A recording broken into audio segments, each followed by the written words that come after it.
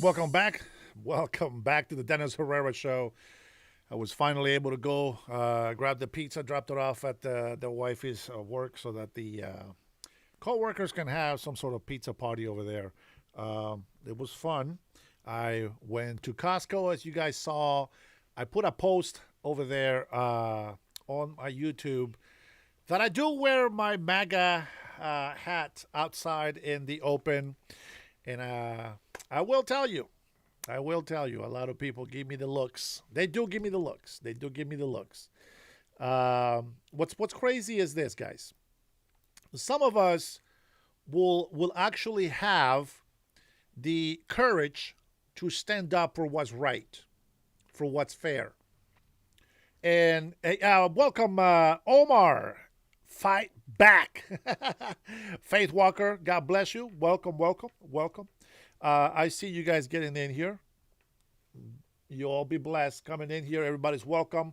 So if you missed the first half, the first shot of my Dennis Herrera live, I was pretty hot. I was pretty upset. It's pretty upset that there's so many people trying to destroy our great country, our great U.S. of A. I will say this. When I went to Costco today to get these pizzas, I had quite a few guys, quite a few people smiling at me and saying, great hat. They love the hat. They obviously see me with the suit. They see my cross, etc. And I even had people coming over to me and saying, I am so glad that somebody is not afraid of walking around here for showing what they believe in. And especially, and I see that you have a cross, and especially when they're Christians. I said, of course. I said, this is a country where we have freedom of speech, freedom of expression. If I see somebody with a Biden hat, I'm not going to hate those people just because they don't support the person that I support. That they have the right to their own opinion. And, I can see some people were really triggered. Some people get really upset. And the one thing that I notice is they always look down at my waist, right? Because they can tell that I have a gun. I'm just saying. Anybody can have a gun. I'm sure they probably have a gun as well. But the thing is that sometimes people will come next to me. Hey, I'm so glad that you're wearing that hat, It's good to see courageous people out there. And I'm in my mind, I'm like, why are you whispering? You can speak out loud. You can speak out loud. And I said, well, can you imagine? We live in a country where we believe that we have the freedom of speech, freedom of expression. I said, if somebody looks at me and they just hate me because I support something that they don't, there's going to be no conversation. There's going to be arguments and probably fighting, yelling back and forth, but we're not able going to have a conversation. And people around it, because it was lunchtime, right? So there's like a lot of people waiting for their food at the Costco food court. And I said, if we cannot get past the things that we don't agree on, I said, we're never going to have a conversation. And I said, and that's the problem. And some people just, they walk around all, just kind of pissed off, It is what it is.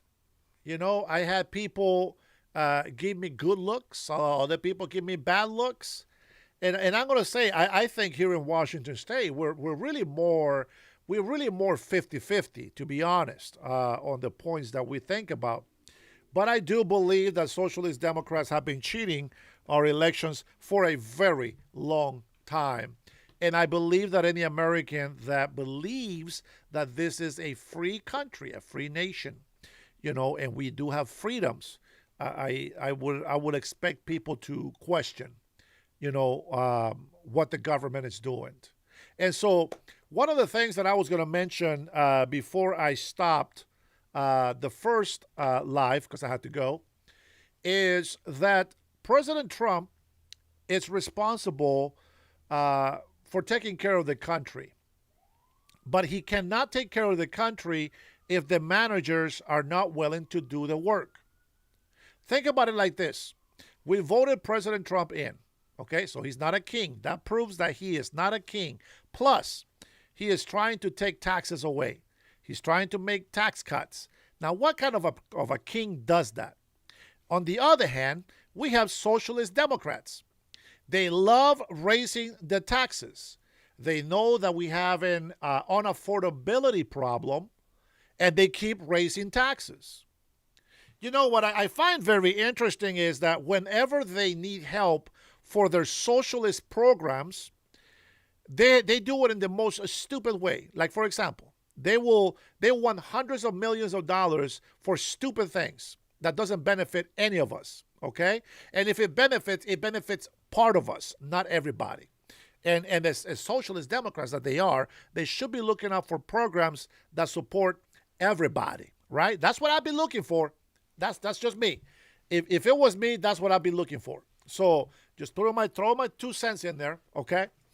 I will show you a clip of a socialist, racist podcaster. He's a left-leaning, obviously, and I'll show you this. Now, some of you guys already seen this. The guy's name is Santana, and I just can't help but to laugh at his reaction, at the ignorance that comes from the left. So I will let you watch that video with me so that you can enjoy it, okay? Now, with that being said, think of President Trump as a CEO, right? He is the head of the company. He is the head of the United States of America, which he's a commander-in-chief. He's the president, etc., right? Every governor is like a regional manager, the regional manager for every state. And every state has cities and counties. So they have city mayors, and they are supposed to be the managers. This is how the government works on a company, example that I'm giving you. The CEO expects the manager, the regional managers, to give results. The regional manager expects the managers to give results. And then you have the city council, right? Well, they're the supervisors. They're the ones that come in here and tell people, hey, this is what's happening. This is what we're going to do, blah, blah, blah, right? What is the problem? If the regional manager says the president, right, the manager, the CEO, is his fault that our company is going down the drain. Think about this. It's his fault. Wait a minute. Wait a minute. Wait a minute. This is how it works. See, we're like a customer, right? We're a customer. We expect the city council to make some good decisions, and we expect the mayors, the supervisors, to handle it and make sure that we get what we're supposed to get. Now, if the supervisors depend on the customers to bring in, the business, well, the managers, which is the governors, they're expecting the mayors, who are the supervisors, to bring some results. So what do we need? The mayors need the support from the governor. The governor needs the support from the president. You can't be at the bottom of that ladder and blame the head of the company, because the head of the company has an agenda, and this is how everything is going to work. But the regional managers, they don't want to follow that agenda, and neither do the supervisors. So when the company is failing, they don't blame themselves. They don't hold themselves accountable. They blame the president. They blame the CEO of the company. But whose responsibility is it to take care of the cities, to take care of the counties, to take care of the states? I try to use this.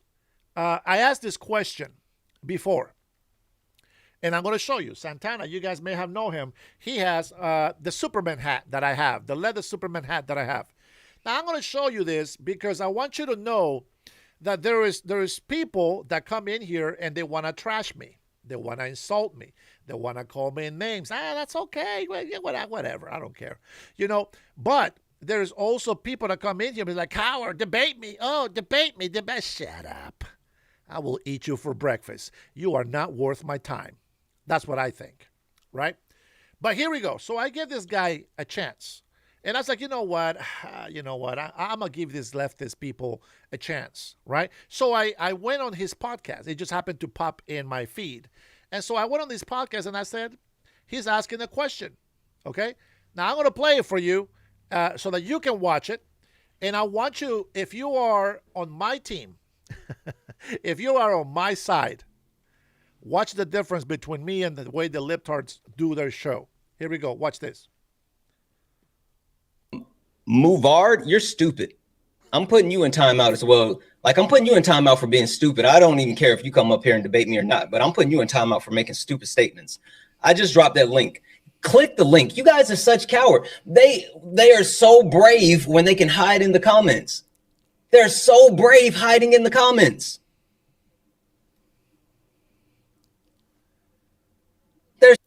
By the way, he can do the same thing to me.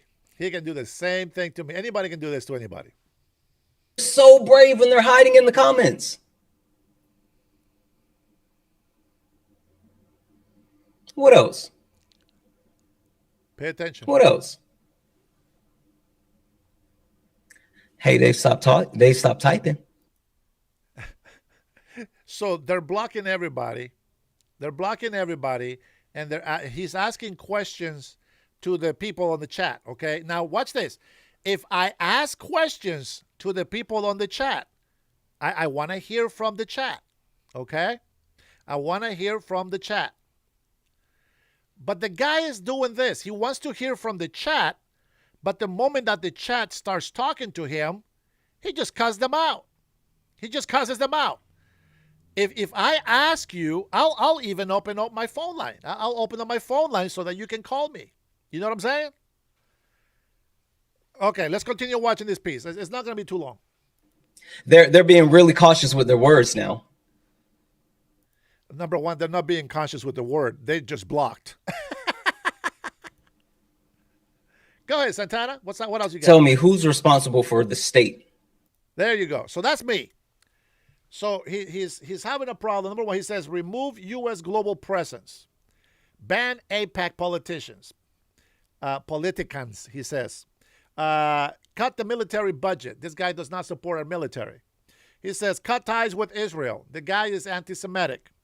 Remove white men from power. That's a racist. And then he says, prove me wrong. So he's talking about whose fault is it that we have an affordability problem, right? And I asked him a question. I said, who is in charge of the state? There you go. They're being really cautious with their words now. Tell me, who's responsible for the state? That's me. Okay. What state? Go. He said Fucking what idiot. state? Freaking idiot. Why am I an idiot? You keep replying. So yes, you indeed have a problem with. I just asked which state, and he says you effing idiot. Effing idiot. Being wrong. You just take a L and move. I don't know who you're talking about with that.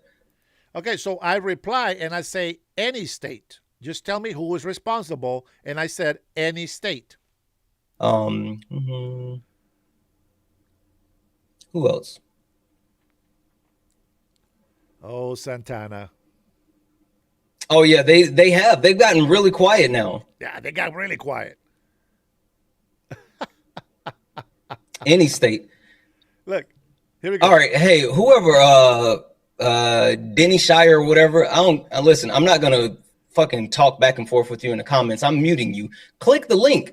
Like again, you guys don't even have to leave YouTube. I am giving you the opportunity to get up here and. He's muting me because I'm an idiot. I answer his question. He said, which state? I said, any state. He said, you're a fucking idiot. I'm going to mute you. And then he's mad because he thinks that everybody can see the link that he's talking about. But a lot of people don't. On the cell phone, it doesn't show a link at all for anybody to click in and to go and debate him or whatever the hell he wants from the people. But this is your leftist people. This is a so-called Democrat. There we go. By the way, my Superman hat actually has the hope symbol, the S, the right way. This guy's, he's a reverse Superman, apparently. Maybe because he's black. But listen to this. Then he realizes that he is wrong. And watch what happens. Talk about it. I'm not going to fucking debate with the comments. I'm just going to mute you. I don't care what you guys are saying in the comments. I have no interest in actually debating the comments. There we go.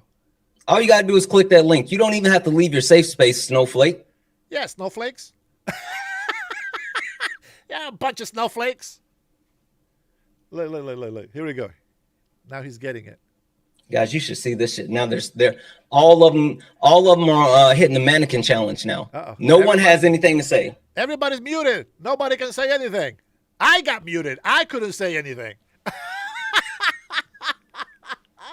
You said the link isn't clickable. No, the link is you can click the link. Now he started to realize what's going on. Hold on. Uh-huh. That's not true. I've tested that out. Uh-huh. Yeah. I want to hear. I'm sorry, guys. I apologize. I didn't know that it wasn't working. Okay, let's start over. That's what I'm expecting to hear. Here we go. I'm giving them a chance. That is interesting. I see what you're saying. Do you? Oh, well, type the link out. It's a short link. Oh, well, type it out. I guess it's clickable for some and not clickable for others. That's right. And maybe it probably depends on your view. Regardless, It's a short link. Right. Uh-huh. Fuck it. It's still a short link. Click it. Or if don't click it, then type it. I don't know. Fuck that. I don't care. That's how he apologized. He said, F that. I don't care. That's how he apologized. That's how he apologized when he found out that he was wrong. Now, I'm sorry, guys, but that's not the way to do things. That's just not the way you do things. It is what it is. It is what it is. That is not the way we do things. And that's something that that if I am wrong with something, I'll say, okay, I was wrong. My bad. I apologize. Okay, it is that way. Okay. And I've done this to people because Cutting Edge in the house. How are you, brother? I've done this to people because sometimes you got to understand there's like a lot of people chatting, right? It's okay, brother, but I had to do it. Okay, so there's a lot of people chatting on there, and sometimes they don't put at me or at anybody. So when I read it, what are you talking about? You know what I mean? It's like it doesn't make sense because we're not on the same page. Remember that there is a delay from the time that I say something and the time that you type something. So a lot of times maybe we'll get upset. Maybe we'll get mad at each other because we're not understanding where we're at. But I do apologize if I make a mistake, okay? Now, what I don't apologize for is my own opinions. What I believe to be the truth, it's to me, is the truth. And so let's take a listen to this clip from this is an old clip, but this is I thought I had it ready. What the hell happened? What are you? Oh, man, it probably closed with the last one. All right, I'll find it again. Hold on. And let's see, where did I put you? Where did I put you? Where are you, Nancy? Here we go. All right, bear with me. Support strong border control, and it must be part. Dang it, man. Hold on. Essay? I'm trying to get to the spot where I think she starts.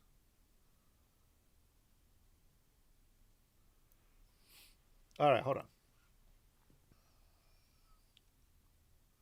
Is this the right one? Maybe I got the wrong freaking clip. All right. Well, I believe she's talking about borders here. Let me see. I thought she was talking at a university.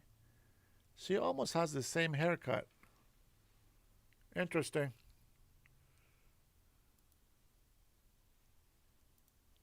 All right. We'll go ahead and play her. This is Nancy Pelosi. This is Nancy Pelosi. You wouldn't recognize her by the way that she talks today. But let's take a listen to her because I want you to listen to the Democrat leaders. Here we go. Go. Borders. That's an oxymoron, something we can't tolerate. Borders, of their nature, our definition as a nation and our protection as a country. Broken borders, they don't exist. We can't tolerate them. So let's say from the start that we all in this body, and I know I can speak very firmly for the Democrats, support strong border control. And it must be part, and the first part, of any comprehensive immigration reform. It is our obligation as elected officials to keep the American people safe, and our borders are our first line of defense, one of our early lines of. Fantastic. I agree. Dennis was still a Democrat back here. I was still a Democrat on this point in time. That's how the Democrats used to talk to us. Defense to do that. Democrats support also enforcing laws, current laws, against those who came here illegally and those who hire illegal immigrants. Yep. Yet the Bush administration has refused to do just this. Imagine that. Did you see why I didn't support Republican back then? You see the difference? I supported Democrat because their policies were for America first. You see the difference? George Bush, the Republican, was a jackass, apparently. I didn't support him. I didn't like him. This is the Democrats that I remember. This is the Democrats that I supported. Barack Obama. Huh? What was his nickname? Somebody give me Barack Obama's nickname. He was what? Commander-in-Chief. He was the what? The deporting in chief? Is that what it was? Or somebody put the nickname that they gave him of how badass he was as a Democrat, deporting illegal immigrants. And also making sure that he was protecting the United States of America, totally, right? Go ahead. But this is the Democrats this is the Democrat that I am. This is the reason why I said I supported Democrats before. I want you to understand and pay attention, because she is talking about border security and about deporting illegal immigrants. That is exactly why today we support President Trump and the Republicans. The parties have switched. You just have a different color. That's it. So they lie and use the loyalty that Democrats have, because that's one thing that Democrats have is loyalty. I think Republicans are more flakes than Democrats, okay? But I can tell you this. Democrats have a lot of loyalty, and unfortunately, these Democrats turn on us. They left us behind. They betrayed us. They betrayed us and left us in the dust. And now they are fighting themselves, so to speak. You have to understand something. President Trump, the administration, regardless of how you see them, you think that because they're billionaires and rich people and this, they're bad people? Let me tell you who benefited from Barack Obama and the Democrats' healthcare system. The rich people, not the poor. The rich got the money. The poor were just used as cattle, as pawns, to overcharge, to take the taxpayers' money and give it to the rich, while they were getting kickbacks, sometimes almost $1 million. Woo! Let's go. The truth shall set you free. Wait, but don't listen to me. Listen to Nancy Pelosi. For all of this talk about illegal immigration to the United States and going after those workers who are working here illegally, and we should, but we also must have employer sanctions. Where are these people working? Why are we not? Yes, punish the employers that hire illegal immigrants. Let's go, Nancy. You're in a row, baby. My kind of girl right here. Let's go back 20 seconds. To this. Imagine that for all of this talk about illegal immigration to the United States and going after those workers who are working here illegally, and we should, but we also must have employer sanctions. Where are these people working? Why are we not enforcing the law against employers who hire illegal, undocumented people? Oh, what? Well, that's what I'm talking about. That's the Democratic Party right there before they flipped on us. Here, the Bush administration has prosecuted only 3 employer-sanctioned cases in the last fiscal year. Only 3 cases. When are we going to take this issue seriously? Yeah, when? Mr. Speaker, we all know what we must do. Democrats have long called for strong border security, effective law enforcement, and for comprehensive immigration reform. In all that we must do as elected officials, we have the responsibility to make the American people safer and to make America stronger. Damn! It's like I'm talking to myself again. We can make America stronger, not only at our borders, but in upholding our values and our principles. The American people want to live in a country where mothers can go jogging. Oh, man. You like that? You like that? How many people do I still have on the chat from the Democratic Party? How many Democrats do I still have on my chat? Let's go. Let's go. Bitch and complain about everything that you want. But I told you, I haven't changed. I'm still the same person that I have always been. I have always been pro the United States of America. Always. And when I say I supported Democrats, that is exactly what I did. It's exactly what I did. Because that's what they believed. See, they lie to us. They lie to us. And then the people today, now, listen to me. If you are a young person, this is back in 2005. Now, you don't know what happened in the 90s. You don't know what happened before 2005. You don't know anything about 9/11. That happened 25 years ago. 25 years ago. 9/11. You don't even know what that is. You think that's calling 911 the emergency number. It is not. Today, if you are 18 years old and you're able to vote, you don't know anything about the corruption from the Obama administration. You don't know. So I recommend that you go and take a listen and read the policies that they had. So that way you can see why today we support the Republicans. And it's not about supporting the party. It's about putting our country first. See, I learned something. I learned that it's nice to have loyalty. I think, here, watch this. I believe that if you have friends, okay, you should have loyalty to each other. I agree, 100%. 100%.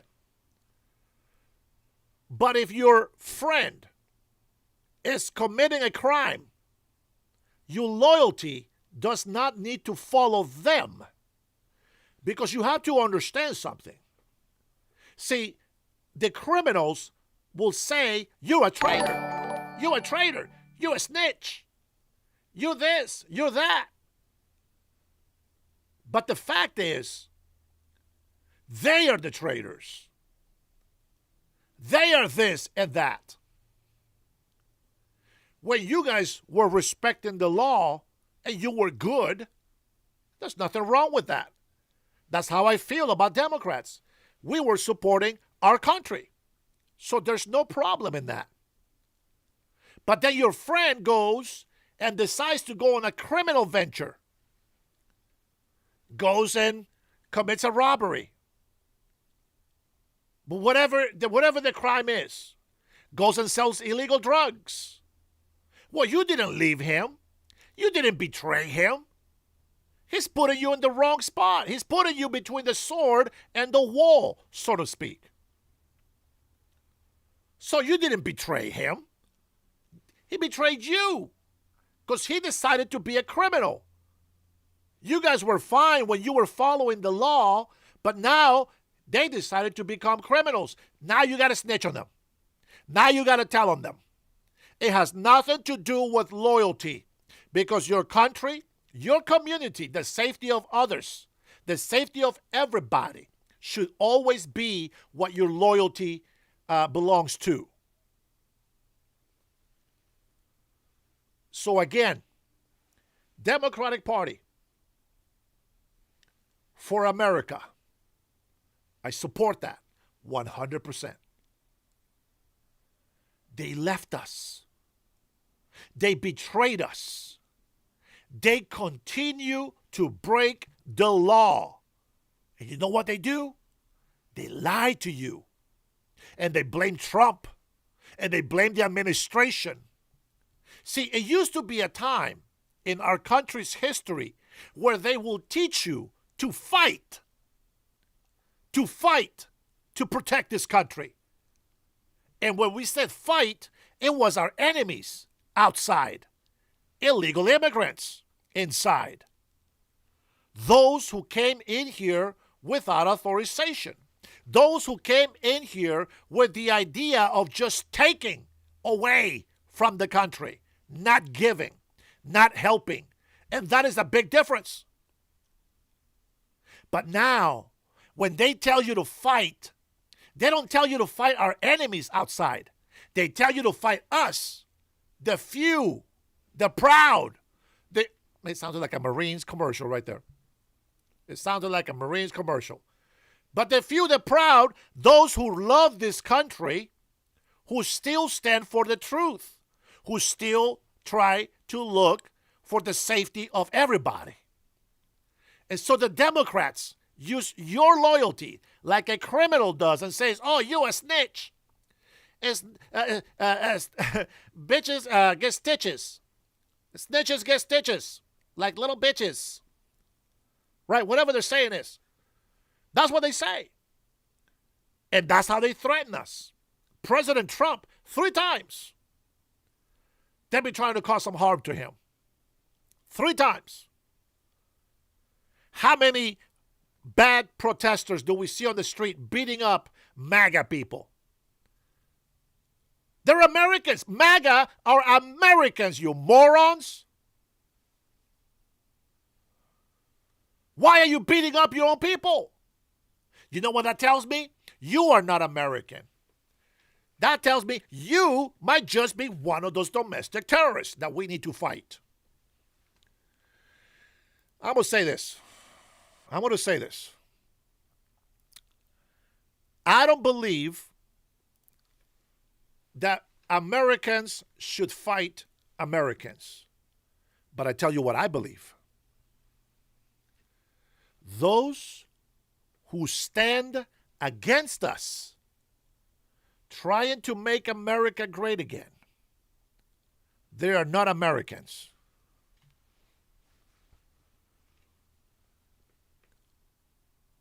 We are hated because we believe on what? Following the law? Abiding by the law?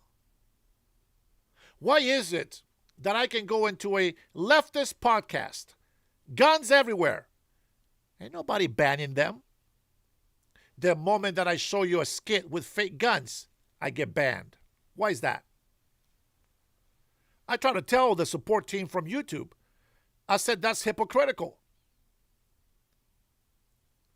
They're a private business. There's no way to sue them. They don't care about your freedom of speech. They can block us anytime. They have given more freeway, social freeway to leftist podcast, left-leaning programmers. And that's just how it is. Thank you for the high five, bro. I mean, I was getting hundreds of views here. 500, 800, 1,000 plus. But because we keep talking about the truth, I get it. Maybe 19,000 of my subscribers, they just don't care to come back and watch my videos. They just subscribe for the hell of it. Maybe those 19,000 subscribers that I have don't exist. Tell me about it. Who knows? Maybe they're not even alive. They don't have a YouTube account. Well, I don't know what's going on. But all I can tell you is that we have a lot of gullible people. We have a lot of people that are easy to brainwash. And that's because we have a lot of criminals. We have a lot of liars. We have a lot of hypocrites. We have a lot of people who don't believe in God. We have a lot of people who hate religious people. The battle is we're bringing up this square rock up the hill. That's our fight as conservatives. That's our fight as Americans. We are pushing a square rock up the hill.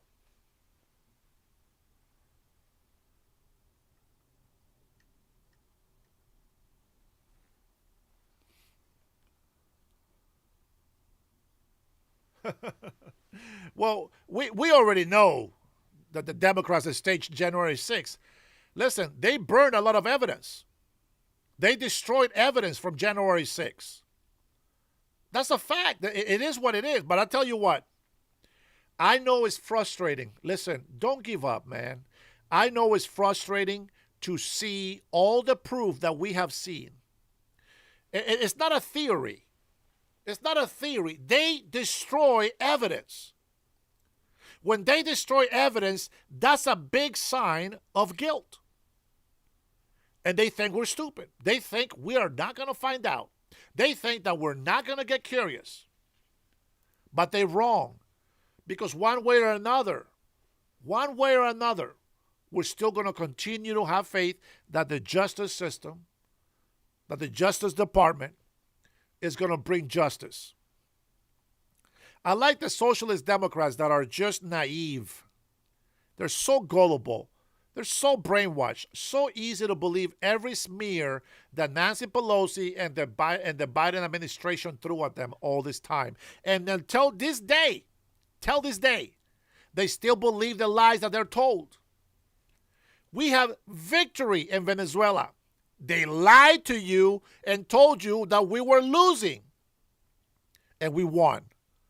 They lied to you and told you those were fishing boats, and we got 90% less drug trafficking into the United States. They lied to you.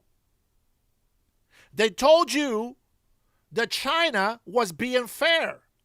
It's not fair that we're putting tariffs on China because the people, we, the consumers, pay the tariffs. What they don't tell you is that we were losing hundreds of billions of dollars. And you know what they were doing with that money in China? They were making up cities that are now desolate.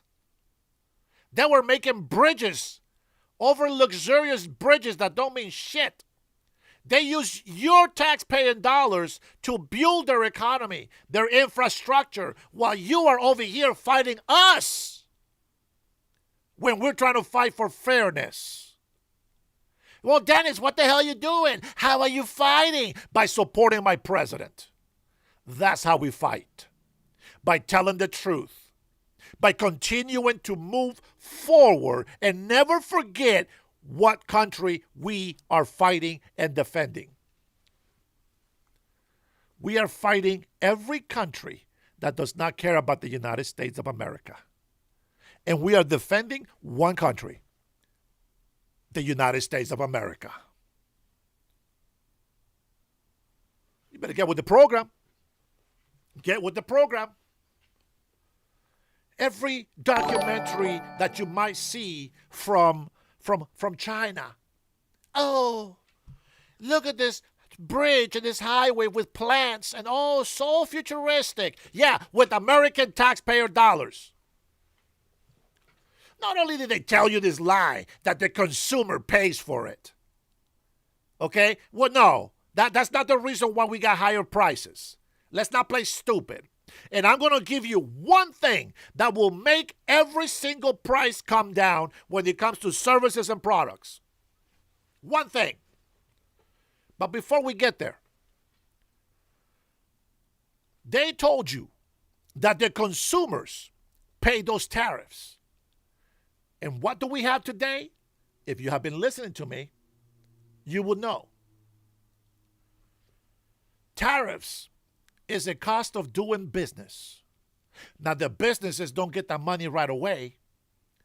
They pay it, and they can use that as a deduction on their taxes. So there is a lot of companies out there, which I understand. If you don't have money, I got it. I got you. Hey, it isn't. You know what that means? That means that you shouldn't be in business. If you don't have the capital to be able to get that and pay what you need to pay, you shouldn't be in business. You should not be in business if you cannot pay the cost of doing business. Tariffs. If you choose to do business from China and import here, fantastic. We like all the cheap shit from China, even though it breaks after a few days. Okay. But you're responsible for the cost of doing business. If China raises the price, what do? Oh, bitch and moan and whine and complain. No, you don't. You take it. You shut the hell up and you take it. And you already know. You're just going to raise the price on the consumer. Now, why do they have to tell us that? Because it's bullshit. That's why they tell you. Oh, the consumer pays the tariffs, moron. No, you're the moron. Because you don't understand that the companies are going to raise the prices no matter what. Nothing to do with tariffs. Well, no, it's a little bit to do with tariffs. But the other thing that you don't think about is the local tax. Now, that is permanent and that will affect you, and it will affect inflation. Tariffs, they can go up and down. They are temporarily set in place so that we can negotiate a better trading deal. I love me some tariffs. Here's the other part of it.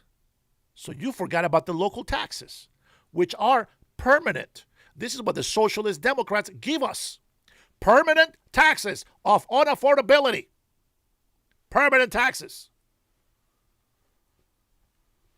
And then they tell you, wait a minute, tariffs are illegal. Oh, shoot, that's unconstitutional. Oh, that's unconstitutional. No, you know what's unconstitutional? Taxing the shit out of the people. No kings, you retards say. No kings. And yet, who is trying to be a king? The governors are trying to be kings. Why? Because they are the one raising taxes on you. What does an evil king do? Raise taxes.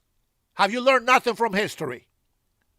Do you not remember why we told the redcoats to get the hell out of our country? And then the so-called King Trump is trying to give tax cuts. Yeah, because that's what a real tyrannical king does. He gives tax cuts. I received over $4,000 thanks to the big, beautiful bill. Not because of Democrats, but because of Trump.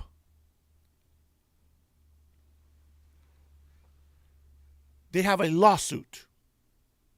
They have a lawsuit to get back $166 billion. That's money away from us, the people. And it's going to go to corporations. And guess what those corporations are going to do for you and me? Nothing. They're not going to do jack squat. They're going to claim their cost of doing business. They're going to deduct that from their taxes. And they're going to get that money from the government. They're going to get those tariffs that supposedly they lost. They're going to get it back. In the meantime, they already did their taxes. They already got their cost of doing business back. We didn't get no rebates. We didn't get no checks. They didn't lower anything on the products. I was paying more because they said tariffs. I said, okay, we got to sacrifice. We got to do what we got to do.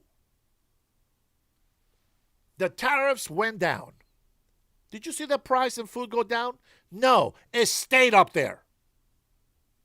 It stayed up there. Blame President Trump for the economy.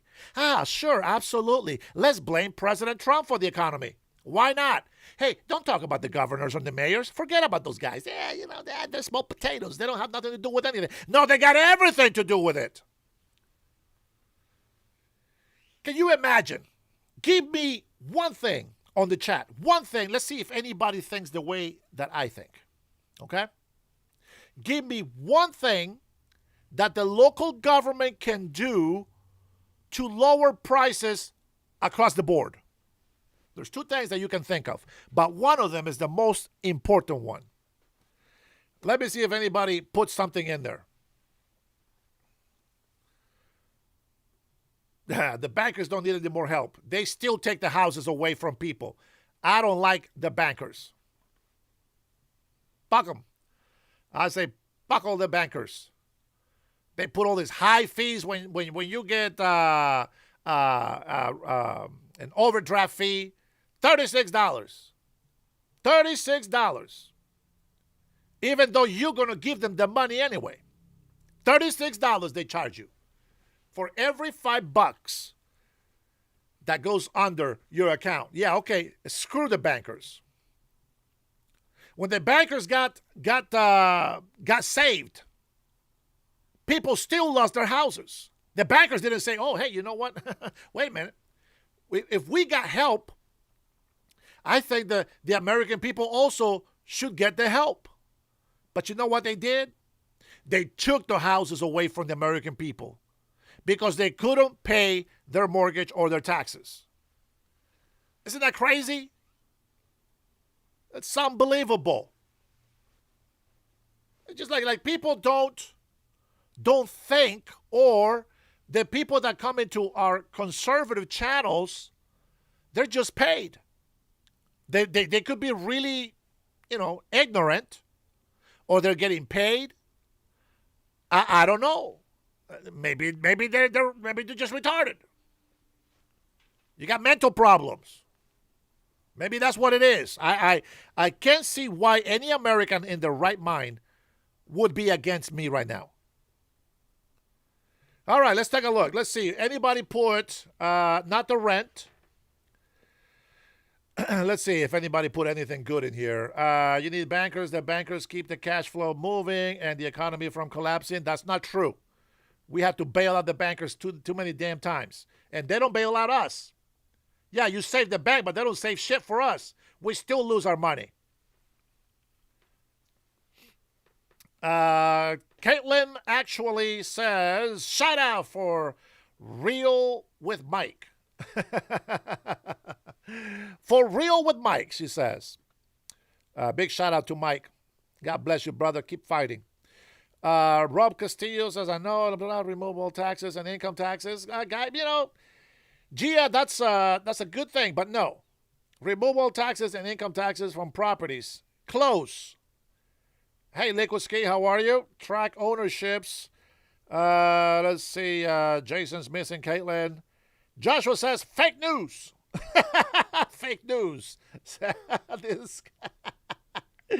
Oh, boy. All right. Fake news, he says. Fake news. All right. Let me see what else we got in here. Anybody? Or stay empty, buy responsibly. An inside job just like they're trying to do now. Jason, David, you're going too crazy, going off the rails here. The people every time forget state taxes are for only the states and federal taxes is for the country. Absolutely, Cutting Edge. As always, you, my friend, are always on top of things. Now, if you're doing super chats, I don't see them. I apologize. I can't see them on my multi-stream chat. That's the problem with doing that. But I'm going to tell you one thing. Here we go.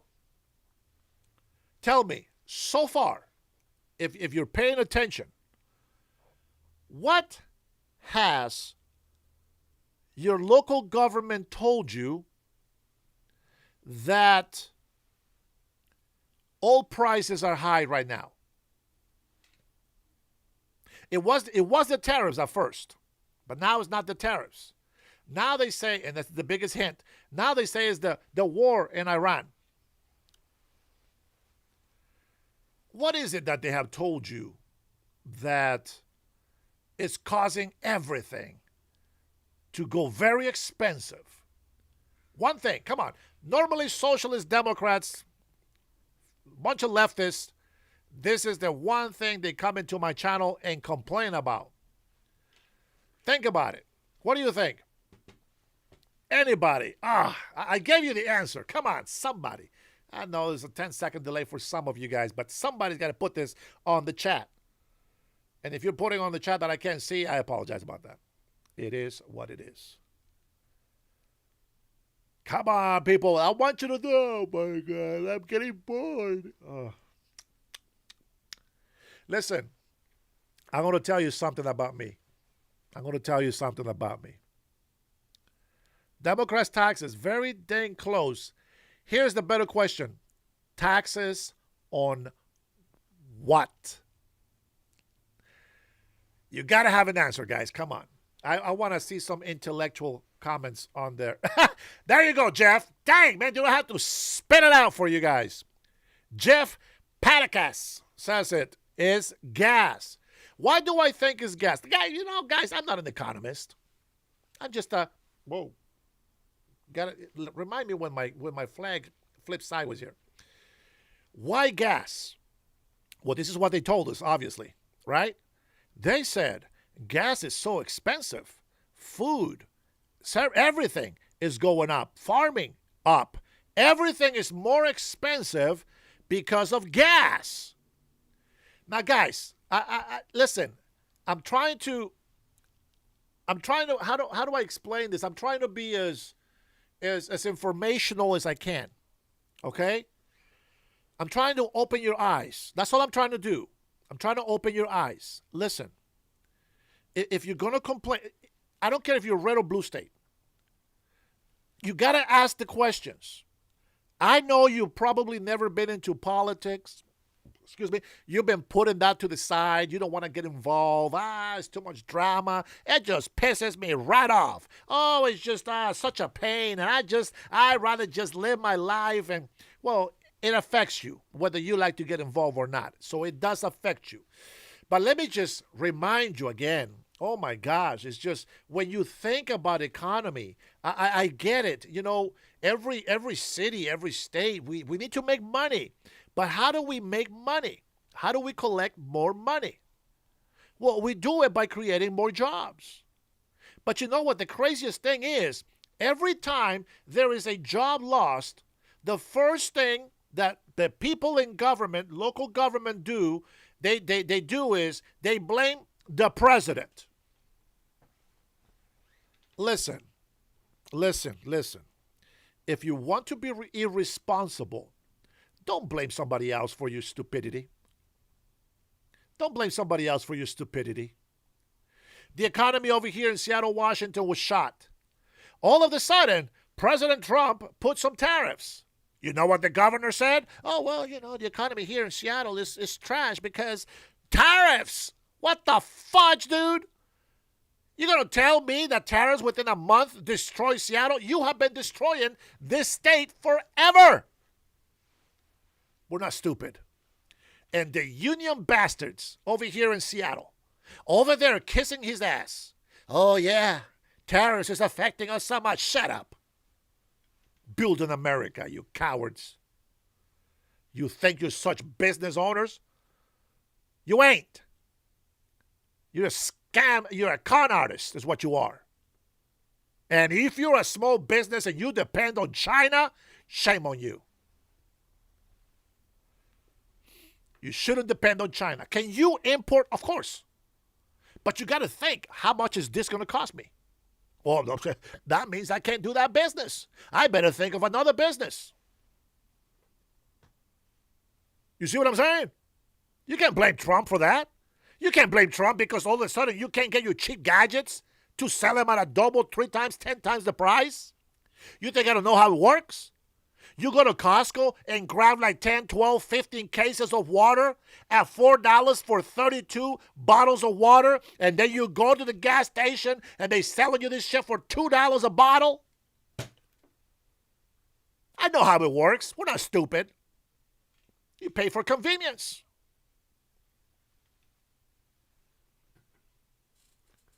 But the problem is not tariffs.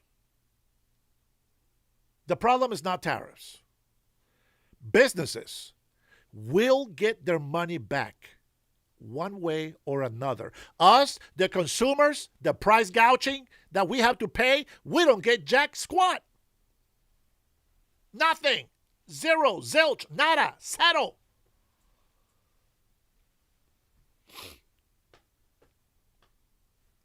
Nothing to do with tariffs. But I'll tell you what can happen. If we get rid of all these bullshit LGBTQ bullcrap, if we get rid of all the socialist programs that benefit LGBTQ bullcrap people, they have the same rights as everybody else. Doggone it. They don't need special treatment. If we get rid of the tax on gas, even if it's temporary, while we're doing what we got to do, remove the tax and the regulation here in Washington State. That's about $1.50 per gallon. Imagine that. $1.50 cheaper in Washington State. Damn. Now the farmers don't have to pay so much for gas, for diesel. And then they're going to sell the product cheaper, supposedly. Cheaper than the supermarket or the grocery store don't have to pay that much for the product. Therefore, they will lower the prices, or they should, unless they're price gouging. Gas has been proven to be the biggest commodity the biggest useful tool that we can have under our belt. And as such, I'm going to keep saying it, and I don't care if the government thinks I'm wrong. We need to invest on refineries. Who gives a shit about these insurance companies globally? We can be independent. We got plenty of technology to filter all the water, to refine our petrol, our oil. We don't need Iran's oil. We don't need nobody's oil. We got our own. Why are we not allowed to use our own? And don't give me this bullshit that is too expensive. If we can use $200 billion a day to fight, we can build these refineries. Listen, even if the government owns it, so what? Let the private people still own the oil, and they just let us use the refinery. Every single American citizen is going to benefit from that. Oh, here we go. John Didier. Oh, Dennis, please take an economics course. You're a moron for taking an economics course because you can't think for yourself.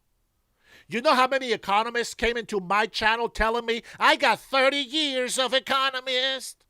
I got a master's degree on the economy. They were wrong about the recession from tariffs. Fuck them. And I was right. There was no recession.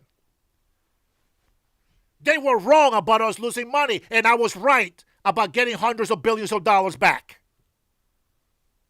Economists have been wrong over and over and over again.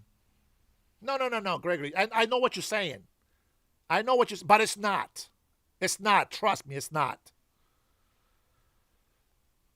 If they have these refineries here, gas will be cheaper. Period. A lot of people are fearmonger that the stocks is the economy of the United States of America, but that's not the economy. Stocks to me is just a fear-mongering tool. You can own companies, fantastic, whatever. Do whatever the hell you want. But the economy of this country depends on what we move around over here. That's how it works. There you go, finally, Greg. Is that the same Gregory that told me to get an economics class? Let's see. Oh, thank you, Jeff Patacas. Who told me to get an economics class? Yeah, some economists are paid off. Yeah, okay. Again, listen, it doesn't take a genius. It doesn't take a rocket scientist to do this. Use common sense. Let me tell you what I see. When I see that this whole fear-mongering from tariffs and gas prices have been the reason for why prices are so high, it only makes sense to call it for what it is. And that is that tariffs are not the problem. And that is that the war in Iran is not the problem. It is an inconvenience, but it's not the root of the problem. Think about this. When gas went up to $3 a gallon, here in Washington State, minus $1.47. $1.50. $1.53, baby. $1.53 a gallon. $1.53 a gallon if there was no taxes or regulations on the gas. Now they want to push for more octane in the gas, which of course, from some experts, say that this type of gas is going to destroy the engines of certain cars. Maybe from a couple decades ago. I don't know. I'm not a mechanic, but that's what I heard. And well, while I don't believe them, I also don't deny it. I will neither confirm nor deny that more octane on the gas is going to destroy your car. There's something about it that says that it disintegrates something. I don't know. It eats away or something at the car or something. The point is, you don't need to be an economist to see the truth. Tariffs, yes, an inconvenience. I agree. Gas prices, to a certain extent, sure. War in Iran, I get it. But the fact remains that we can make these refineries work here in our country. And maybe the gas will stay at $4 a gallon. But isn't that a long-term investment to say, okay, we'll pay $4 a gallon and we'll get used to it. We'll pay $4 a gallon, but let these people make refineries. The refineries, they cost between $5 and $15 billion. Guys, I said this before. Do we need money? Let's pull out of NATO. Forget about NATO. We'll pay $100 billion for NATO. Because the next country that pays more than anybody else is $66 billion. Imagine that. We're paying almost $1 trillion. Not $980 billion is what the U.S. pays to NATO. How about we just give them $100 billion and we use $100 billion that we don't give to NATO and then we pay back to the debt and we can build at least 2, 4, 6, maybe 7 or 8 new refineries of fine, sweet oil. And let's keep the price at 4. No taxes. No regulations on gas. We'll keep it as is. The United States of America emits the lowest numbers of CO into the environment. China, India, all these other countries are destroying our ozone. Well, I should kind of fix that thing now. But they have the most dirtiest air anywhere in the world. So I think the United States of America is doing a pretty damn good job. Just saying, we are wasting so much money on NATO. And what happened with NATO? Oh, there we go. That's the guy. That's the moron. John Didier. That's the guy. He says, you're not as intelligent as Canada's boss. He trained economist, says USA tariffs are a big mistake. And I say he's wrong. So what? So what? All those economists are wrong. I guarantee you, 100%. Remember, you hear that here at the Dennis Herrera show. I don't care what they say.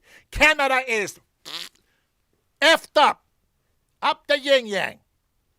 Canada is screwed by the stupid leaders that they call themselves such professional economists. They don't know jack shit. And Canada is going down the toilet as we speak.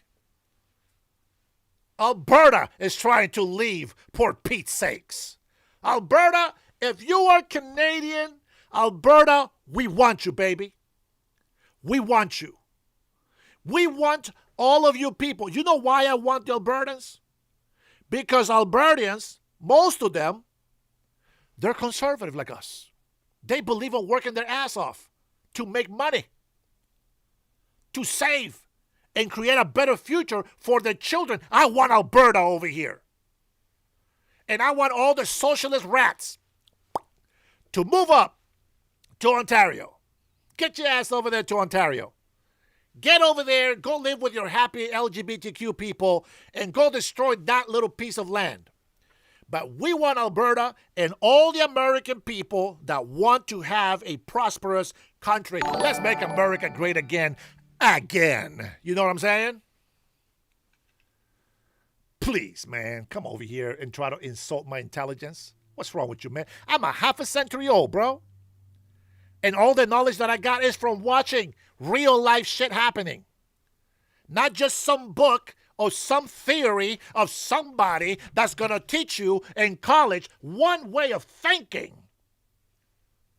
When you don't go to college, you find a lot of other ways to think.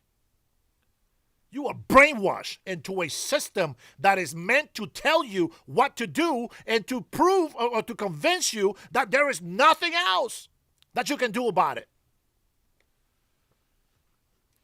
But I'm going to tell you something right now. I'm going to tell you something. I'm speaking from the heart right now. Do you want to know why I love the United States of America so bad? Do you really want to know? Let me tell you. When I was in Honduras as a kid, they push us 1,000%. 1,000%. They push us, and their schooling is so much harder than it is here in the United States. And they tell us to go to college, and we go to college. And they tell us to go to the university and get a career. And when you graduate, after 27 years old, you can get a shit of a job. So the school system, the universities, the college, they brainwash you into this is the only way to do things. And people fail. And because I have that experience, and then I come here to the United States of America, and the first thing and the most important thing that I have learned from the United States of America, I am so grateful and thankful to God Almighty that I came here at the right time, right before the United States of America lost their educational system. I was taught by real American teachers,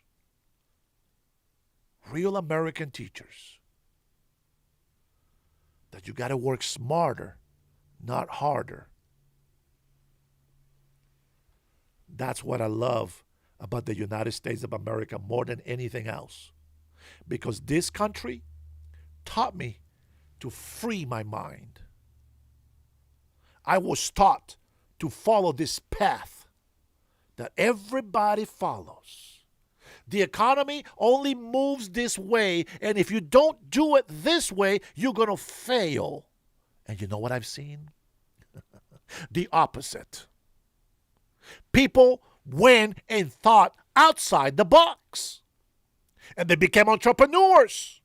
No longer did you have to go work for somebody and hope that you get promoted and eventually you become a manager and eventually you become the CEO. No longer were you stuck to one idea of working for the man or flipping burgers and fries. Now you free your mind and you can be an entrepreneur. You can be your own business. And I'm going to tell you that as a business owner that I have been, if I cannot provide enough resources to keep my business going, it has to be shut down. But in no way do I go and complain and bitch and yell at the government and say, hey, I am broke because you make me suck. That's not how it works. God bless the USA, bro. For all my brothers and sisters out there, man, God bless the USA. You are in a great country. You know that? We are in a great country. I have more than 22 million reasons to prove to you that this is the greatest country on earth. More than 22 million reasons why this country has been blessed by God. 22 plus million illegal immigrants have come to this country because they know the greatness that this country has. I don't give a shit what they say. The ungrateful Mexicans that come to this country talk shit about the United States of America and wave the Mexican flag while their people are over there starving, being controlled by the cartels. Dumbass Hondurans that come over here illegally, waving the Honduran flag as they are thieves and corrupted. They bring nothing but shame to our countries. Come over here and give something. Show you're worthy of being in this country. If you don't have wealth, Have some respect for the law. Have some respect and appreciate what you do have in this country. I'm going to speak for my Latinos, the ones that think like me. All the Latinos that think like me, they are so grateful. Now, I don't care if they came here legally or somehow they got papers today. But the fact is, all the Latinos that think like me, they are grateful for this country. They respect the law. And they fight for it to stay great for the future of their children. This country was created for American citizens. Enough battles, enough blood, enough racism, enough prejudice. A lot of things have been overcome. They have overcome to have the country that we have today, and we cannot allow all these useless people that think that they built this country. If there's such a good workers, if there's such good developers, if there's such good builders, why don't you stay in your country and do it there? Huh? Because it's not you who has the opportunity, is it? It is the country that has the opportunity. And even though our Democrat Party has betrayed us and became the new socialist party, we are not going to support them anymore. If you believe Democrats were good, no longer are they good. There's a few warriors out there. Very few. But if my advice means anything at all, don't vote Democrats in the midterms. The stupidest thing that you will ever do in your life.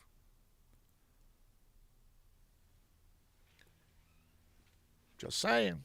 That is the truth. If it hurts your feelings, it hurts your feelings. But the truth is the truth. Oh, it's not a coincidence. Why don't we go ahead and put Tampon Tim in here? Listen to how the libtards talk. I want you to remember what happened in Minnesota. I want you to remember that while you listen to this. It seems to me that your state has been a target of the Trump administration ever since you ran against them. Do you believe that that is a coincidence? No, it's not a coincidence. It's not. And I don't think it's just me. I think he hates Minnesota because we take care of our people. We invest in people. That is the stupidest statement. Are you kidding me? You're going to tell me that the guy that is actually fighting for this country hates Minnesota just for the hell of it completely? You think that's correct? I have enough illegal immigrants that come into my chat. I have enough haters that come into my chat. Actually, hold on. Let me see if I can. I'm going to share this to Facebook here real quick. I can't get Facebook to go, but I'm going to share the link. I'm going to share the link.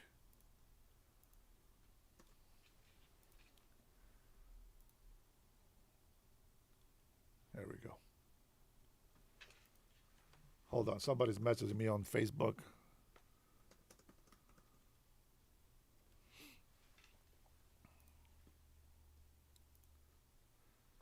But you listen to the statement. President Trump just hates Minnesota. That's the logical conclusion. President Trump hates Minnesota. Unbelievable. Why does he hate them? Let's take a listen again. You ran against them. Do you believe that that is a coincidence?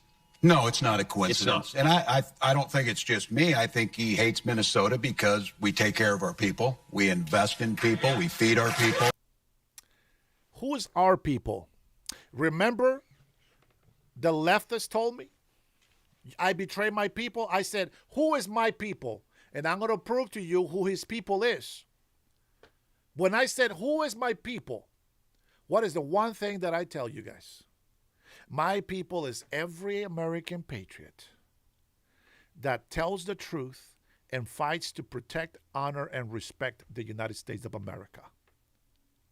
Those who put Americans first, those are my people. Law-abiding citizen, those are my people. Criminals are not my people. Eddie Solano is a criminal, is not my people.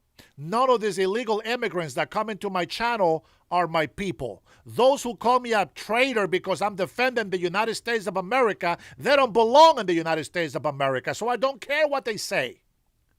But the fact is that all the socialist Democrats have betrayed every single one of you Americans who is in my chat today. Every single one of you is betrayed every single day by liberal Democrats, socialist Democrats. I'm not saying go fight them, go burn them. Don't do that. Don't vote for them. That's the biggest punishment that you can give them. Don't vote for them. This is a country of many accents, Nathan. You are a dumbass. Somebody put a dumbass on that guy. Somebody put a dumbass on that guy. What a moron. What a stupid thing to say. You come over here to make fun of an accent? Are you stupid? Are you stupid? How many people in the United States of America have accents? What an idiotic person you are. I feel like Donald Trump right now. That is one stupid question. That is one stupid comment. You are just one stupid person. What an idiot. If you want to tell me I am racist, tell me you're racist without telling me. Well, there you go, Nathan. Great job. You did a great job. Every single Democrat in power right now has betrayed every single American. It's that simple. It is that simple. Hey, where's my mods? I'm seeing too many damn comments over here. All right, that's it. Let me log in. Let me log in so that I can get rid of all this garbage. I want American patriots to come into my channel so that we can find a way to defend our country. We need to bring more people. As I remember, I told you this, and I show you the video from Nancy Pelosi talking about the borders. That is the Democrat that I support. Democrats today, they don't have the same mentality. They left us. They betrayed us. They betrayed us. They betrayed us. Now, if you just came into my live, I'm going to prove it to you. Now, if you've been here with me from the beginning, I apologize, but it seems like we need to replay this again. Now, I got a couple of videos, but I'm going to play. Don't leave, Democrats. Stay here. Don't leave. This video is very quick. Listen to Nancy Pelosi.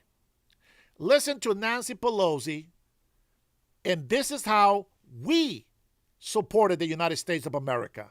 We supported the real Democratic Party, but they left us. Sorry, guys, if you heard this already, we got to do it again. Here we go. Broken borders. That's an oxymoron, something we can't tolerate. Oxymoron. Borders, of their nature, our definition as a nation and our protection as a country. Broken borders, they don't exist. We can't tolerate them. So let's say from the start that we all in this body, and I know I can speak very firmly for the Democrats, support strong border control. And it must be part, and the first part, of any comprehensive immigration reform. It is our obligation as elected officials to keep the American people safe, and our borders are our first line of defense, one of our early lines of defense to do that. Democrats support also enforcing laws, current laws, against those who came here illegally and those who hire illegal immigrants. Yet the Bush administration has refused to do just this. Imagine that for all of this talk about illegal immigration to the United States and going after those workers who are working here illegally, and we should, but we also must have employer sanctions. Where are these people working? Why are we not enforcing the law against employers who hire illegal, undocumented people here? The Bush administration has prosecuted only 3 employer-sanctioned cases in the last fiscal year. Only 3 cases. When are we going to take this issue seriously? Mr. Speaker, we all know what we must do. Democrats have long called for strong border security, effective law enforcement, and for comprehensive immigration reform. In all that we must do as elected officials, we have the responsibility to make the American people safer and to make America stronger. We can make America stronger not only at our borders, but in upholding our values and our principles. The American people want to live in a country Well done, Nancy. where mothers can go jogging. Well, no. Oh, well, here's Gil. I know I didn't play this, but it's because I wasn't going to talk about Gil, Congressman Brandon Gil. The American people want to live in a country where mothers can go jogging in the morning and not have to worry about an illegal alien murdering or raping them in their communities. I think that's a bit extreme, but it's on point. But you see the difference? Oh, look us here. Look us here. Sister Tan. How are you, Tan John? You know, you can see it very clear that the Democrats that we supported at some point, we haven't changed. Because the policies that Trump has are the same policies that we believe when we supported Democrats. When I supported Democrats like Barack Obama, he had the same policies. Same policies. Remember Chuck Schumer? Of course you do. All over where we go, people say, well, why can't you stop illegal immigrants or others from coming here? And the number one answer we give our constituents is when they come here, they can get jobs, get benefits against the law because of fraud. Yeah. Not a single federal dollar. Not a single federal dollar goes to undocumented immigrants. Not for Medicare, not for Medicaid, not for ACA. Why are they making up this lie? You see? Chuck Schumer still on my side back then. Chuck Schumer was on my side. Marvin Bernal. Copyright. I'm going to ignore you. I'm going to pretend that you're not talking about me. What a moron. If you talk about me, you're an idiot. You like that, right? You like that for real when Mike is here? What's up, baby? Here, check this out. This is Nancy Pelosi. Nancy Pelosi used to be a hottest, man. Nancy Pelosi was cute. I don't think she's ever been like a great brain, but, I mean, she was smart enough to fool most of the slow people. Watch this. Really come here to talk politics and Let me get to the point where she's going to talk. This is a video that I have taken that way. Here we go. well, I didn't really come here to talk politics in this venerable institution of freedom of speech and not a political arena. But I don't want to avoid your question. Really, we believe that if What do we believe? The message of reform is a very important one for the American people. And I think it's important for the Democrats to win the House, don't get me wrong. But I do think what's more important in an election is how the issues are addressed and what the majority, whoever they are, address those issues. For example, in the election of 2012, we didn't win.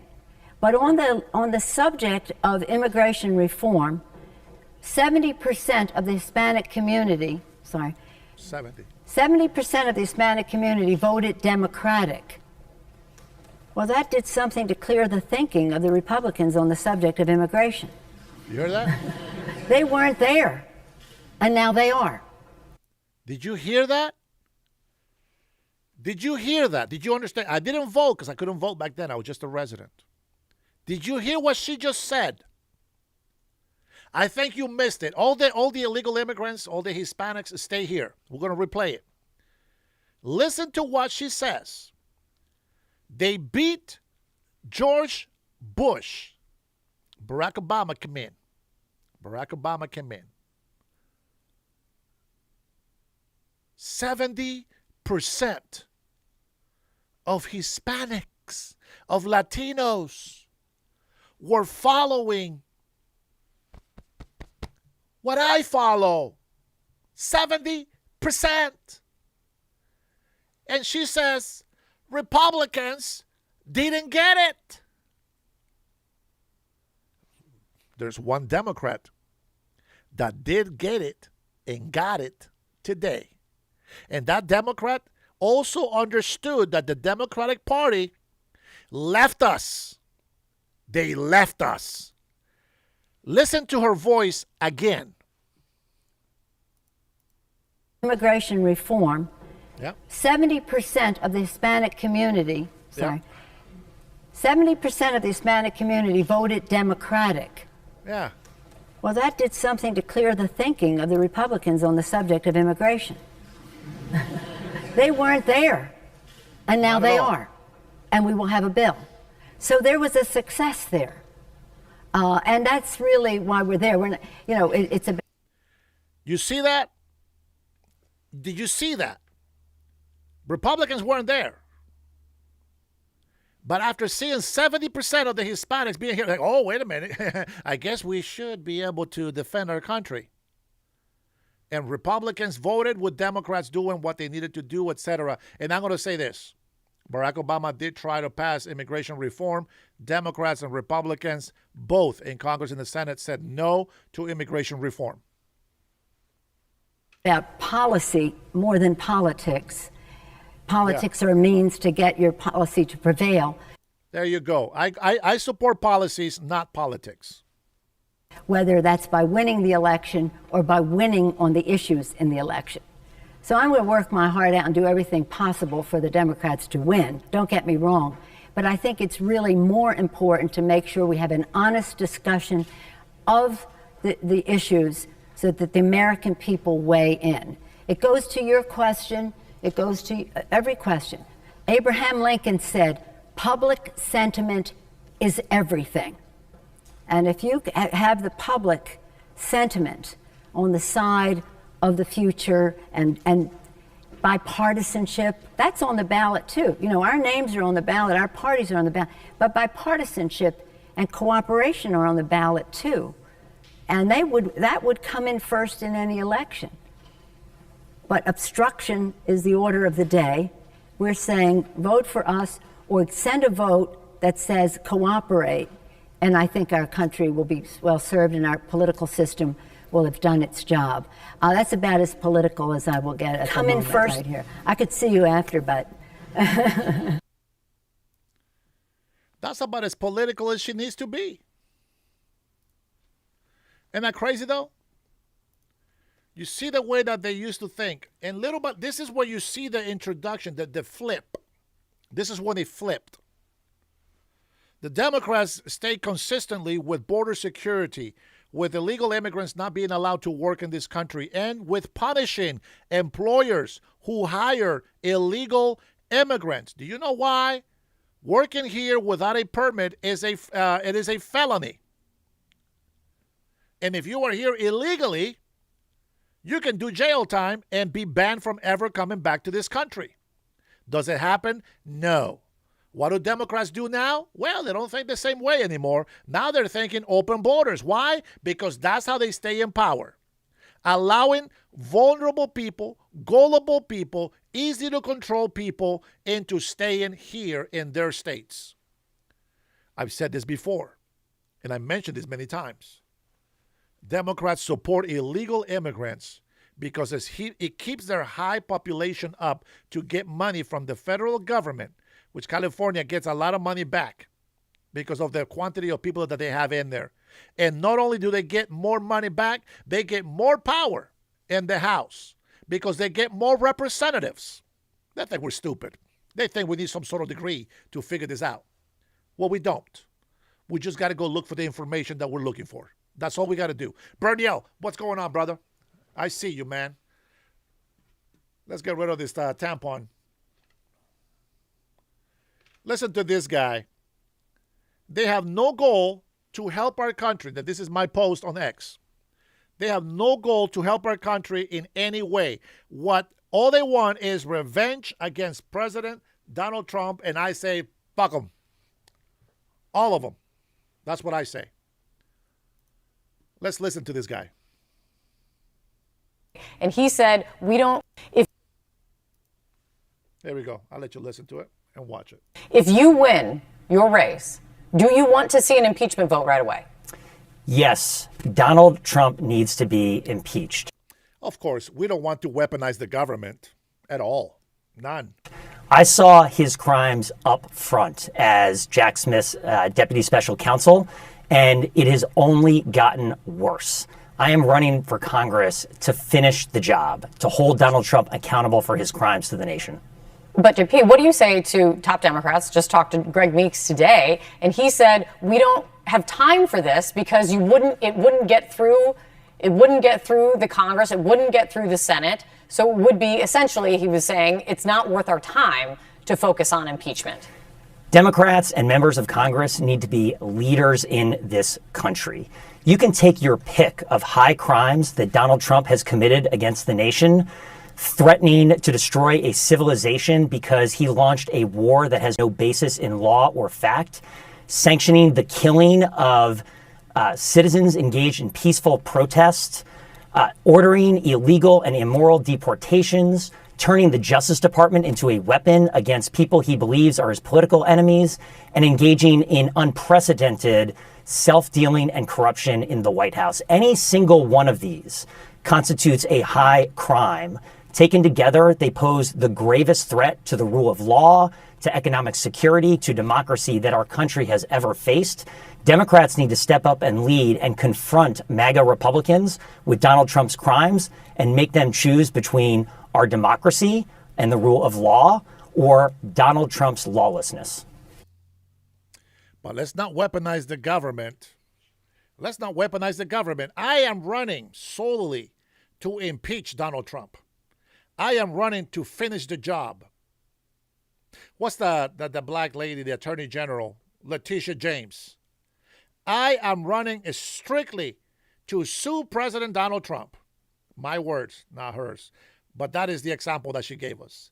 That she was going to go every day, and every day she was going to be so happy to go and sue President Donald Trump.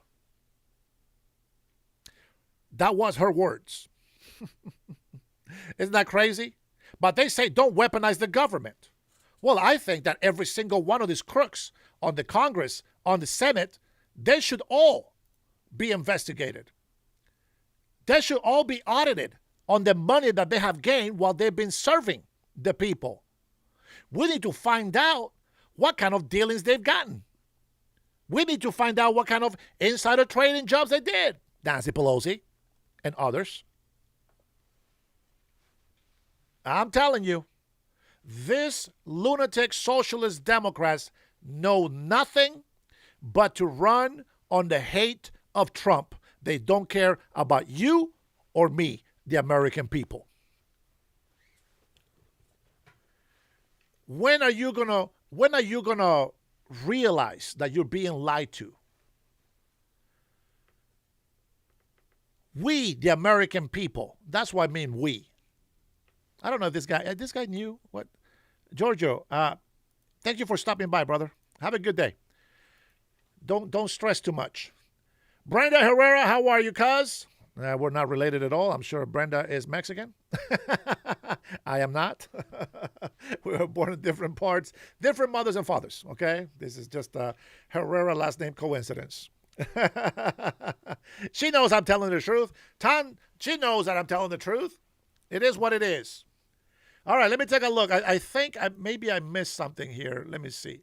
If there is no live, I am going to go ahead and play the clips from my ex account, okay? And I don't mean my ex-girlfriend. I just mean my ex account. Now let's see. Ted Cruz literally said he ran to serve Israel. I agree it's cringe to run based on impeachment Trump. But at Cruz. Okay, well, listen, if there's one thing that I know is that we have a great friendship with Israel. And I stand with Israel 100%. I mean, I don't think that you should run for Israel. I mean, if he said that, I don't follow Cruz. But if he said that, I think that maybe he misspoke, that he shouldn't have said that. I think you should run for this country, for the U.S. of A. And I think that that is the most important thing that we can do. Now, do we want to help Israel? Absolutely, 100%. Yeah, absolutely. They're a friend. They are our ally. Not once have they said death to America. Yeah, they have hit us a couple times. That's okay. We got little fights amongst friends. Lunchbox, why does it not surprise me, your comment? Dennis is a sellout. What was he selling? Let's see. When will he have more? Did you enjoy it? Lunchbox, you wanna reiterate what you mean by a sellout?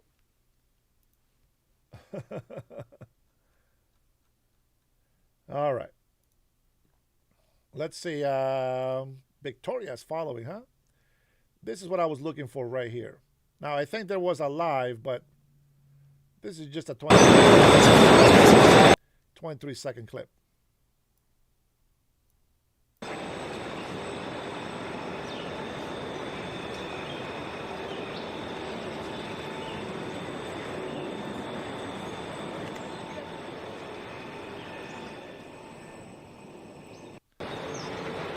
I think there will be a live, okay? There will be a live later. As soon as it comes on, we will go ahead and click to it as we see it coming on. Let me see if I can find this on a different one. Let's see. Former Governor Roy Cooper made the tragedy, the man who murdered Irina Sarutska on the light rail in Charlotte, North Carolina, the Carlos Brown Jr. Let me tell you something. If there is a person out there that is crazy, okay? If there's a person out there that is crazy, killing people, and they're just mentally ill, I don't care what the reason is. They should be in jail, on custody, should never be let out into the public. Period. If we just talk about people just talking nonsense to people, that's different. But a person that continues to ramp up on criminal activity, including murder, should never be out on the street at all. I don't care who it is. You kill somebody, you never see the day of light. And if you can say, oh, you know what if they're innocent? No, if the video shows them and we see it, and it's real, unedited, and, no AI, then they should never come out of jail. It is what it is. The person's life that they took will never come back to life, and their family will never see them either. All right? So that's where I'm at with that. Okay, let's get rid of that. Put that in here.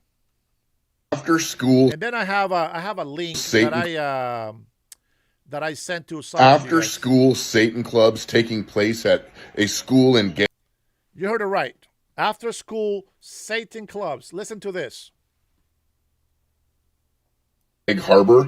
There's not really all that much that needs to be said about this other than the fact that why are we even surprised at this? Why are we even offended at this point? Now, what do they believe Satan is? Now, I know people that aren't even religious, don't claim to be religious or church people. They know darn well not to mess with Satan.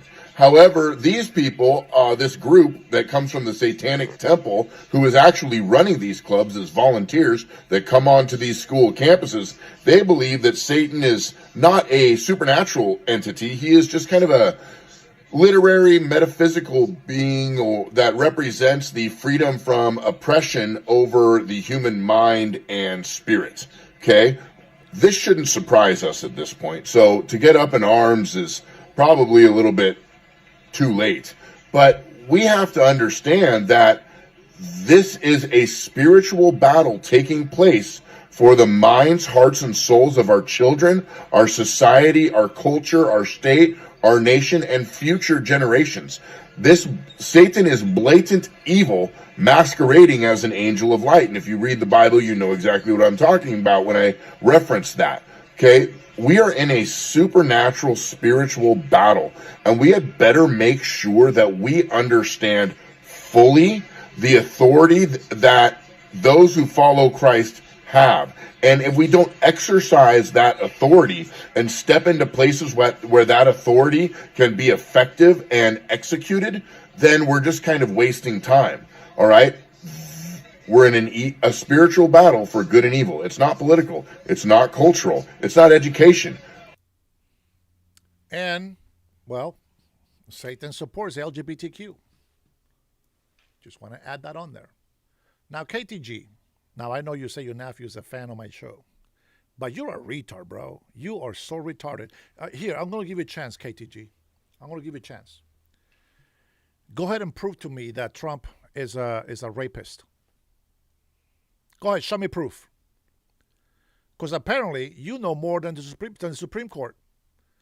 You know more than the FBI and the CIA and everybody else involved in it. You know so much and you have so much proof. Go ahead, show me proof. Show me proof that he's a rapist. That he's a pedophile. You see how stupid you sound? What have I told you? If you come over here to my channel, you want to say something and you want to make a statement, okay. That's okay. Even if you're against me. If you're against me. Go ahead and make a statement and then prove your point. I always prove my point. Everything I tell you.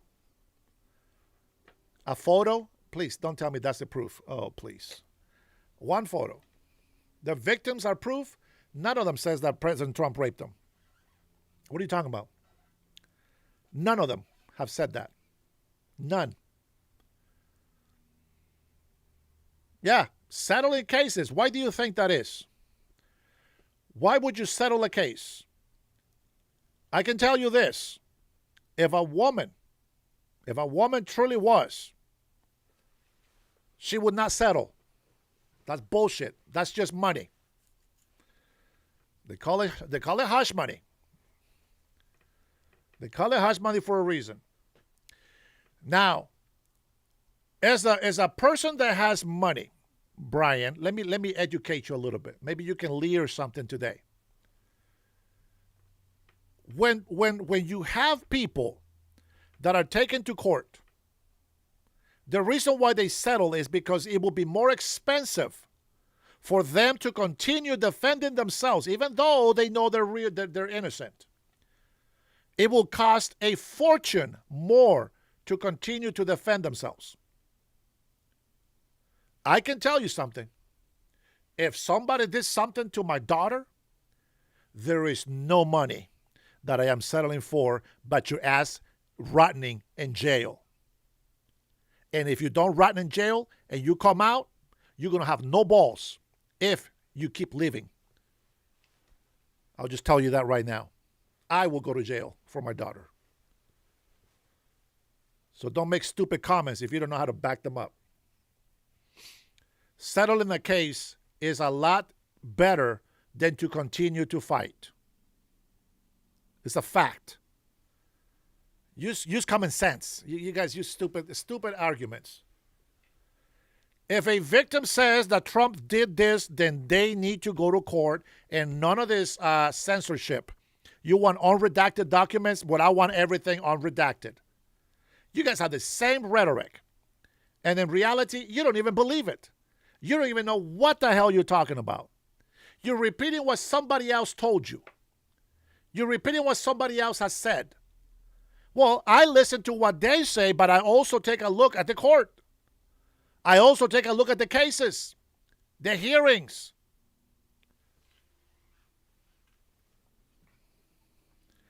Very wild imaginations, Jason, Beatrice, indeed. Very wild. You can sue them back if you have the proof. Well, there's no proof. They're accusing you. There's no proof. I like how people come in here and they're just professional defense, lawyers now. They're judges. These people are Judge Dredd in the flesh. You can't be thinking like that, man. You have no proof. Clubs taking place at a school in Hold on, essay. Here's a demonstration that's going on. Demonstration going on here sometime this year.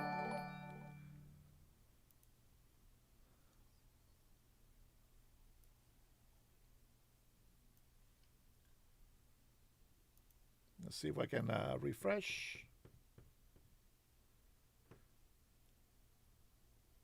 Oh, they banned the video.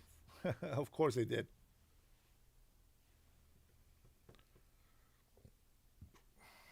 Oh, well. They banned the video on Instagram. Never mind. All right, so I can't play that there at all.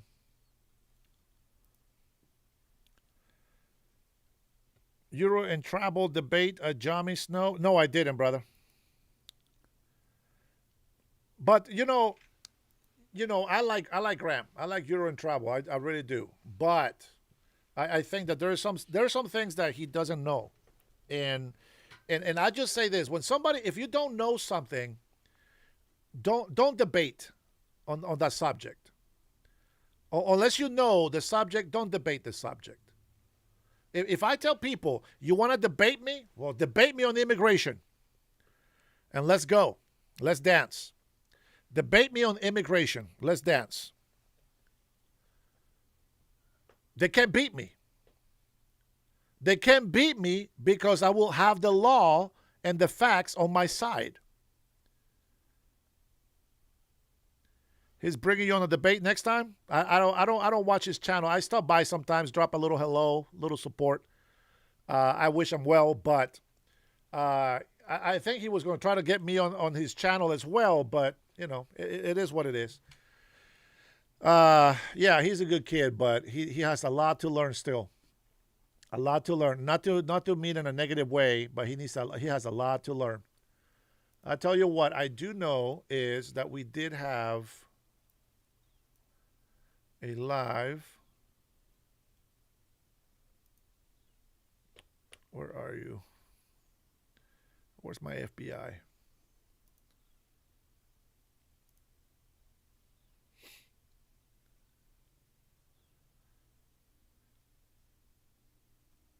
Where's my FBI live?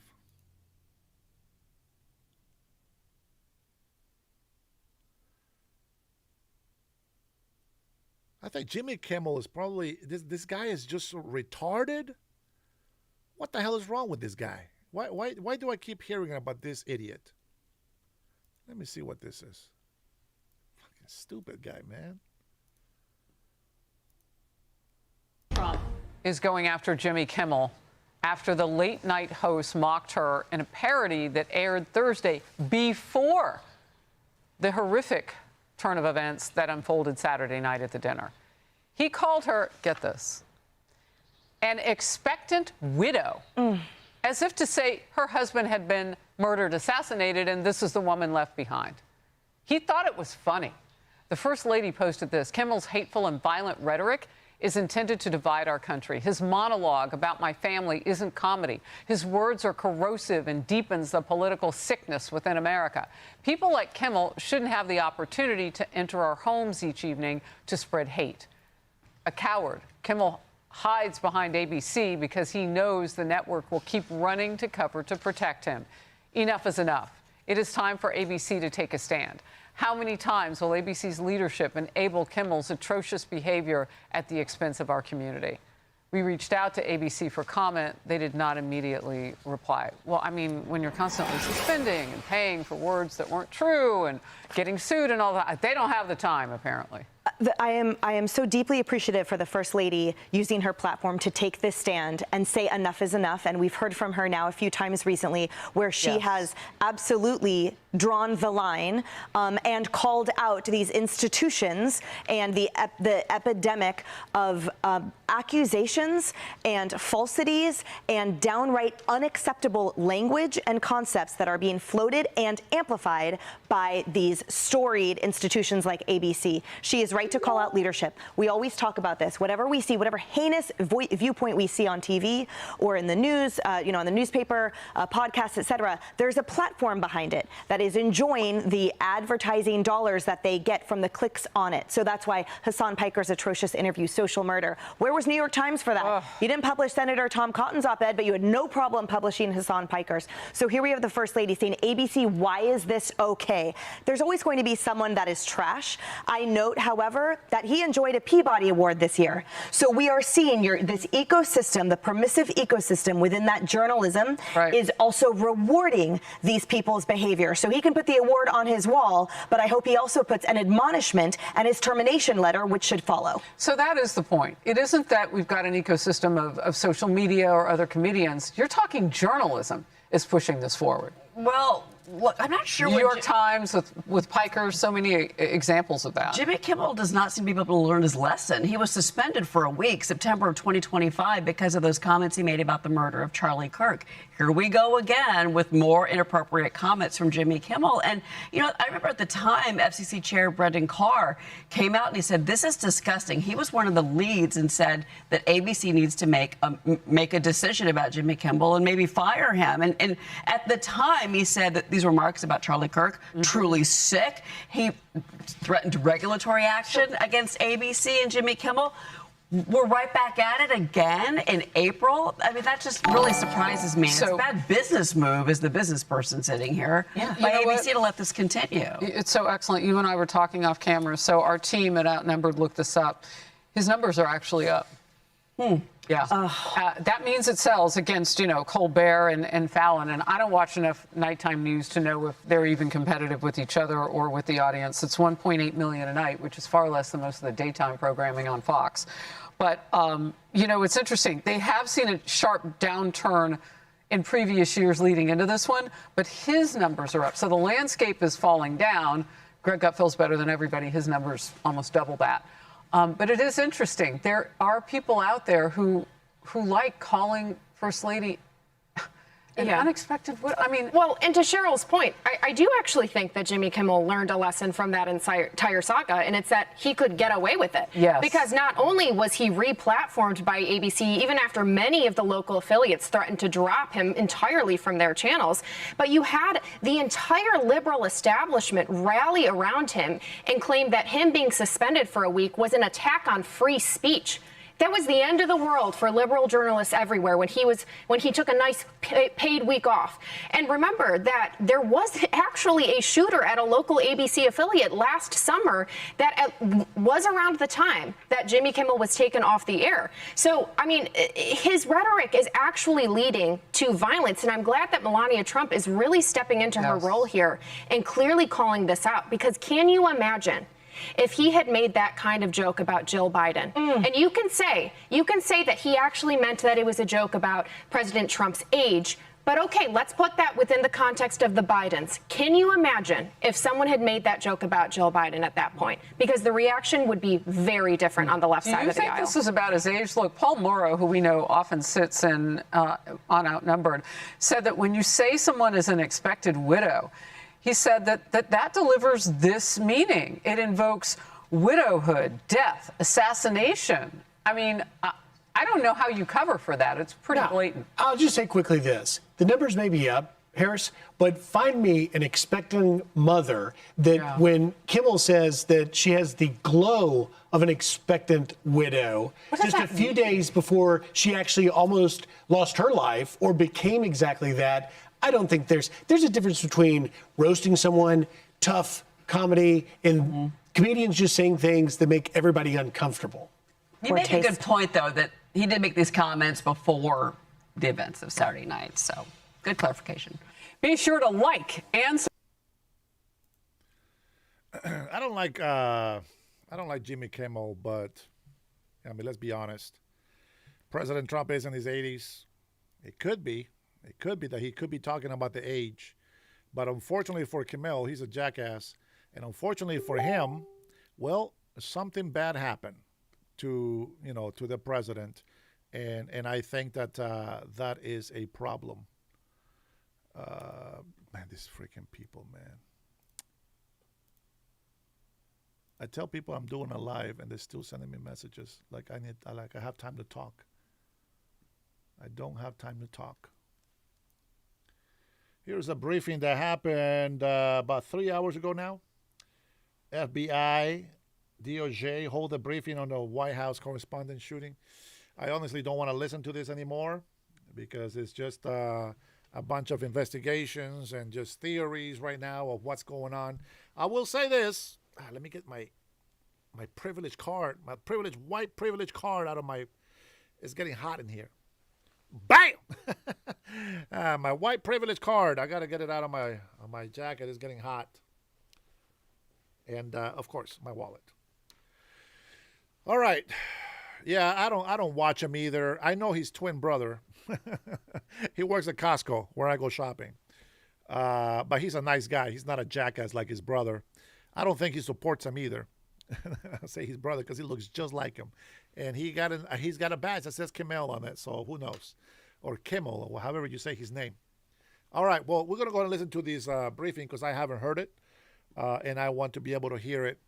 Now, what I find interesting is that you guys don't care if the government lies to you, but for some reason, let me tell you what's scary, that Jimmy Kimmel's numbers are going up when the more he keeps talking bad about the First Lady and President Trump. Let me tell you about the First Lady. The First Lady has done nothing but to look out for the life and the safety and protection of children. That's what she's focusing on. She is a very high-class lady. She is very, very, very high class. If we are used to being ghetto, I can see why you don't like her. But some of us that are educated, we actually understand what that means, okay? We don't have to kiss her ass, but we will honor her, okay? She is our First Lady. I mean, you don't want your kids to just be cussing at you, right? And being disrespectful to you, right? Because you're the father. It's the same thing. I respect them because that's the First Lady. You know what I'm saying? I mean, I respect people because of who they are, but in this case, she is the First Lady. And she deserves respect. She has earned it. See, when we vote for the president, no problem, Chris, it's all good. When we vote for the president, it's not a problem to honor him. We should. You know what I'm saying? We chose him. So we should honor him. And to say, we're not going to kiss his ass or anything, that's stupid because I'm not kissing anybody's ass. You know what people used to tell me at work? Watch this. So most of the people at work, Coyote, welcome back, my friend. Most of the people at my last job were socialist Democrats. Okay, I want you to understand this. Watch this. They were all Democrats. There was like maybe 2 or 3 people in there that I knew were hiding Republicans. What I find very interesting is that when I say the policies that I support, poor, ghetto, no education. You act, if you act, like you're just living off garbage. You know what I'm saying? Dealing drugs. If you think smoking weed and drinking 40s is the daily norm and that's what you do to be a good citizen in this country, that's ghetto. That's what ghetto is to me. You live in a trash community because you don't know how to take care of yourself nor the community that you live in. But thank you, brother, for that question. Let's see. I make a lot of money and I have a doctoral degree. Not to flex, but I'm not calling her names. I know, bro. It's not about that. You don't have to call her names either, though. Like, if you're not gonna respect her, you also don't have to disrespect her. You know what I'm saying? Look at it that way. I love, when I meet doctors, I don't care what kind of doctor is. The only doctors that I don't think are doctors are theologians. It's just like, no, you're not a doctor. I know it's a doctorate that they get a degree, but that doesn't make you a doctor. Doctors to me, I will call a doctor, even a chiropractor who's not a doctor, I will call them a doctor. But it's not medicinal doctor. Vets, they're not doctors. They're veterinarians, And I have... Hey, you know what I like about Chris, man? At least he listens, man. Most people just ignore what I say and start insulting me again. That's good. But, I call my real doctor, my health doctor, hey, doc, how are you, doc? I love that. I respect him as my doctor. I'm not going to tell him, you don't know what you're talking about. I know better than you. I don't tell him that. I just say, thank you, sir. I appreciate it. Thank you, doc. You know what I'm saying? And it's just like if I say, sir, it's just a force of habit, but it means no disrespect. I wouldn't go and disrespect my doctor, whether he said something that I didn't agree with him. It's just that.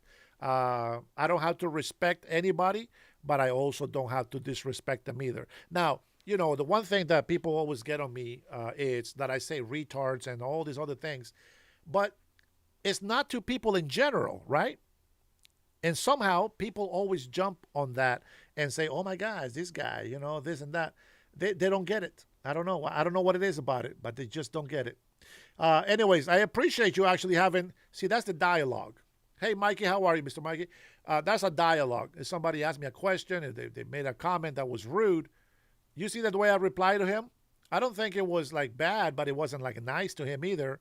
And there it is. He says, fair enough.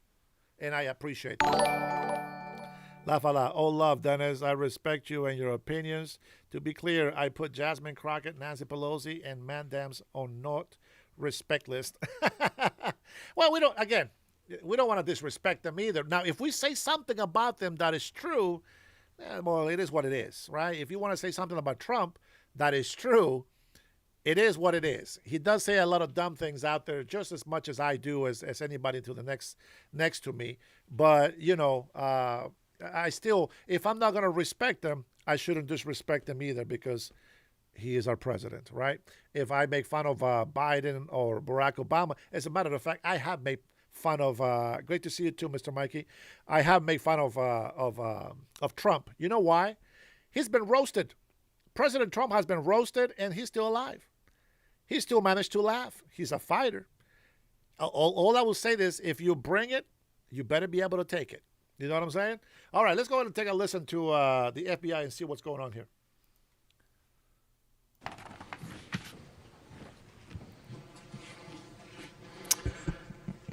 Good afternoon, everybody. Thanks for being here.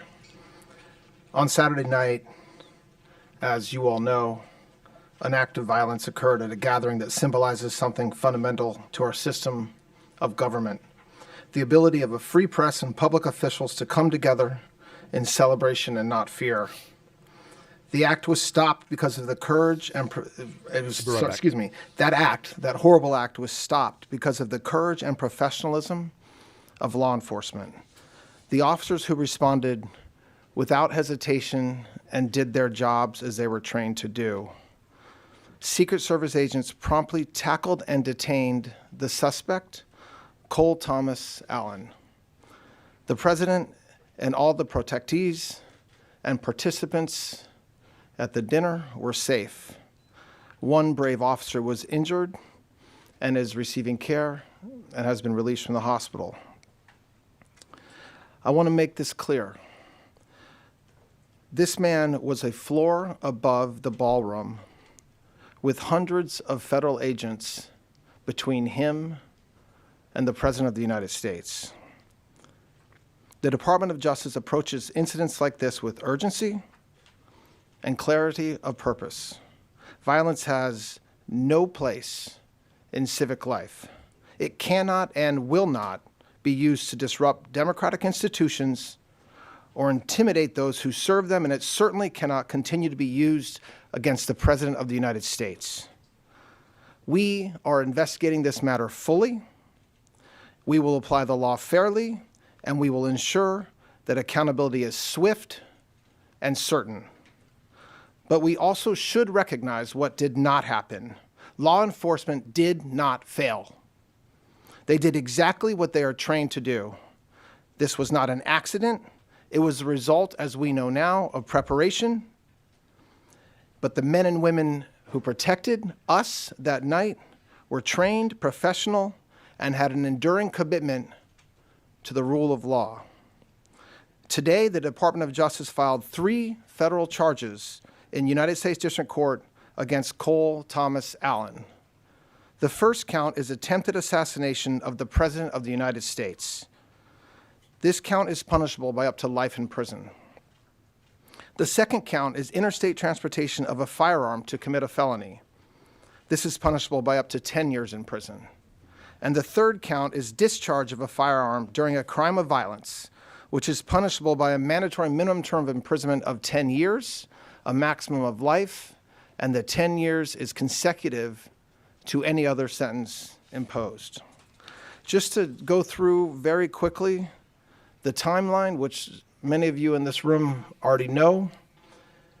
The defendant, Allen, made a hotel reservation at the Washington Hilton for April 24th through April 26th. On April 21st of this year, he traveled by train from Los Angeles to Chicago and then from Chicago to Washington, D.C. On April 24th, he arrived in Washington, D.C. at approximately 1 o'clock in the afternoon and checked into the Washington Hilton. Approximately at 8:40 on the night of April 25th, Allen approached the security checkpoint on the terrace level of the hotel, which is again a floor above where the dinner was taking place.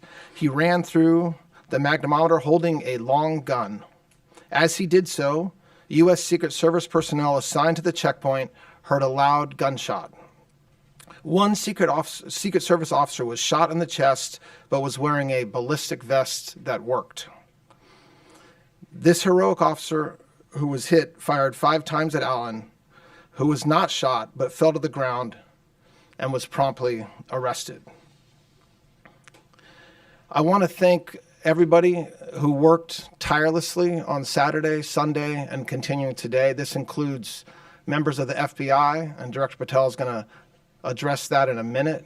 It includes members of the Metropolitan Police Department who were immediately on the scene, the chief, the mayor, to make sure that law enforcement was available to do their jobs and had all the tools they needed to do so. And lastly, the United States Attorney's Office here in D.C., our U.S. Attorney Jeanine Pirro and her team. A prosecutor stayed up all night long, didn't sleep all day yesterday, making sure that we got what we needed from all over the country. It included search warrants in California, search warrants here in D.C., multiple interviews that have been conducted already of witnesses and of family members of the charged individual, and continue to work hard today. This investigation is ongoing. It's not complete. A lot of the information that the media is hearing through leaks or sources, some of it is true, some of it is not true. And at the right time, you will hear information from us as appropriate. I'd like to ask our U.S. Attorney, Jeanine Pirro, to say a few words, and then followed by Director Patel. Thank you. Thank you, Mr. Attorney General. Cole Allen's journey of accountability in the criminal justice system starts today. Todd Blanche just indicated to you the charges. Those charges are only 3 charges that are in the complaint that has been presented in federal district court about an hour ago. There will be additional charges as this investigation continues to unfold. But make no mistake, this was an attempted assassination of the President of the United States, with the defendant making clear what his intent was. And that intent was to bring down as many of the high-ranking cabinet officials as he could. This is the kind of situation that we cannot tolerate. And as the Attorney General has just indicated, it could have been so much worse, but for the reality that we had the Secret Service as well as the Metropolitan Police Department and the FBI. Now, the facts make it very clear what this intent was. You may recall that it was on March 2nd that the president indicated that he would be attending this public event at the Hilton. And on April 6th, that's when Cole Allen first made a hotel reservation at the Washington Hilton for 3 nights, the 24th, the 25th, and the 26th. It was on April 21st that he traveled all the way from the West Coast, from his home near LA. He gets to Chicago on April 23rd and has been indicated he arrives in D.C. on the 24th and he checks into the hotel at about 3 p.m. He stays overnight. He is very much aware that the president and the first lady entered the ballroom at 8 p.m. And it was at 8:40 that he made a decision to rush the ballroom. And thank goodness, law enforcement, the Secret Service, was able to prevent him from getting into that ballroom. He was not injured other than some kind of scrape on his knee. Now, as indicated, these are the weapons that the defendant had on his person. You can see that's a 12-gauge pump-action Mossberg shotgun. It's a .38 semi-automatic. He had at least 3 knives and all kinds of paraphernalia. So any suggestion that he wasn't there to do harm is absurd. We will prove when he purchased these guns. They were purchased in California. Why is that relevant? It is relevant because he crossed interstate lines with those firearms. And those are the firearms that he used on the night of the 25th, or attempted to use at the very least. Now, the manifesto also makes clear about his expected rules of engagement. You know, you can look at it and read it, and it may seem kind of la, but at the end, make no mistake, he says, I am targeting the administration officials. They are my targets, and I'm prioritizing from the top down, the highest ranking from the lowest. And I will not hesitate to get involved in any kind of encounter with anyone who blocks me from the president. Now, finally, let me say one thing. Within days of the president nominating me to be the United States Attorney for the District of Columbia, I was at the scene of a double homicide where one Elias Rodriguez crossed state lines from Chicago with a firearm to commit a felony in the district. He's now indicted for the murder of 2 individuals, Laron Lashinsky and Sarah Milgram, here in Washington. Not long after that, another individual, Ramanullah Lachenwall, crossed state lines, again with a firearm, with intent to commit a felony here in Washington. He traveled from the state of Washington. He is now indicted with the murder of Sarah Beckstrom, a National Guardsman, and the attempted murder of National Guard Andrew Wolf. Today, we have Cole Allen, another individual, charged with crossing state lines coming from California with a firearm with the intent to commit a felony here in the district. Let this be a message to anyone who thinks that Washington, D.C. is the place to act out political violence. And if you are willing to do so with a firearm and cross state lines, we will find you, we will track your steps from the inception of your plan, and we will prosecute you to the fullest extent of the law. Washington, D.C. is not the place to travel to commit acts of violence. The Constitution and the laws of the United States permit us to register our views through our voices and our votes. What they don't permit is making your views known through violence, especially violence directed at the President of the United States. This is anti-democratic at its core. Thank you, Judge. Excuse me. Thank you, General.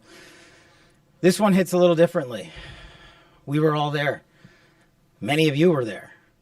Many of you watching were there as well. The president was there. The vice president was there. The cabinet was there. And what you saw described by the general and the U.S. attorney is absolutely true. The president spoke on late Saturday evening with the message of unity and a backing of law enforcement, and we have followed through on that message of unity and the effectuation of law enforcement across this country. This FBI is grateful to the United States Secret Service, the Department of Homeland Security, and our interagency partners, including the Metropolitan Police Department, for swiftly jumping into action. All of us on there put us in a unique position, but all of us also acted uniquely. The Washington field office jumped into action immediately, sending a mobile command center to the scene, along with our evidence response technicians, who showed up in speedy fashion to make sure we could collect the evidence that the prosecutors and the department needed to make this announcement today. Also on scene, you were told about the brave heroics of the United States Secret Service and other members of law enforcement. And that should be celebrated by every single American. They did exactly what they were trained to do. They stopped a massive attack from becoming even worse. They stood in the way, they safeguarded America, and they should be nothing but applauded for their bravery and their dedication to their mission and their selfless sacrifice to this country. The FBI, along with standing up mobile command units, evidence tech response team, and Washington SWAT on scene, also established our NC3, our National Crisis Coordination Center, almost immediately. And almost immediately in parallel, we stood up our command center at the Washington field office under ADIC Darren Cox's leadership. Throughout the evening, we immediately began working with our Department of Justice partners to find the evidence necessary to effectuate the legal process necessary and enter into the suspect's room at the Washington Hilton successfully and lawfully and obtain the relevant evidence for exploitation that was on scene. Back at the headquarters division and the Washington field office, we were coordinating a national scale investigation that literally spanned from coast to coast. As you heard, FBI agents, along with the interagency, were immediately dispatched to the suspect's home in California, where we conducted interviews that provided critical information about this horrific attack. We also dispatched investigators and agents to New London, Connecticut, where we conducted further interviews that provided necessary information that you will find in this criminal complaint, as the United States Attorney has just laid out. While officers were working diligently through the night to conduct those interviews, we were also conducting interviews of witnesses on scene. Those interviews are ongoing. As you know, there was almost 2,000 people there. We were sifting through and prioritizing who to talk to, and we will get to each and every one of you with any bit of relevant information. Again, we ask everybody who has any relevant information, like I did on Saturday night with the president, 1-800-CALL-FBI. Any piece of information is information we want to have and must receive.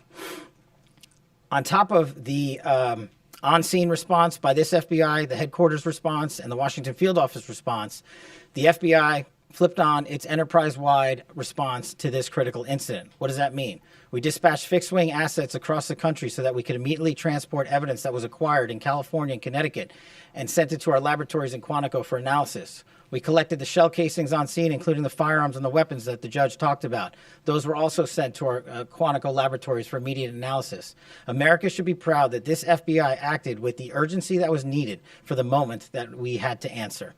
The president rightly said that we will act in a unified fashion, and it's because of President Trump's leadership and backing of the blue, every single person in law enforcement that I stood with into the late evening hours on Saturday, early evening hours on Sunday, and all day yesterday and today are thrilled to wear the badge and defend this country. Each and every one of them deserves our thanks, and I encourage everyone listening to go out there and shake the hand of a federal agent or a police officer and say thank you for doing their job. Thank you for training endlessly to make sure they meet the mission requirements. And for me, as the director of the FBI, I want to thank our headquarters components for working diligently with our prosecutors and make sure that the American public knows it's not just federal agents that do this work. It's our intelligence analysts, our support staff, our laboratories, our fixed-wing assets, our critical incident response groups, our hostage rescue teams. Agents sprung into action, got out of bed, and haven't slept since. These prosecutors haven't slept since, and I promise you they're not going to be sleeping. They are going to give you every piece of evidence. As the journal said, we will make public, when appropriate, to protect the integrity of this investigation, to make sure that due process is served, and we will meet the highest standards of the Constitution, as we always do. And that is when we will continue to disclose information. I know the public has a yearning for information, but just remind yourself of how much information you have already received, how transparent this administration has been. In less than 48 hours, you know almost every single thing we know. And what we have not told you yet, we will tell you in short order. So once again, from me, as director of the FBI, I want to thank the interagency. I want to thank the United States Secret Service and their director, Mark Wayne Mullen, the Secretary of Homeland Security, the Attorney General of the United States, Attorney Pirro, and Ada Cox for springing into action on a night that should have been celebrating free speech, but we will be doing it again shortly, as the President said, and we look forward to seeing you all there. Pierre. 2 questions, please. Beyond the evidence and what the judge described as the manifesto, what other evidence can you point to that tells us that the president was the primary target of the suspect?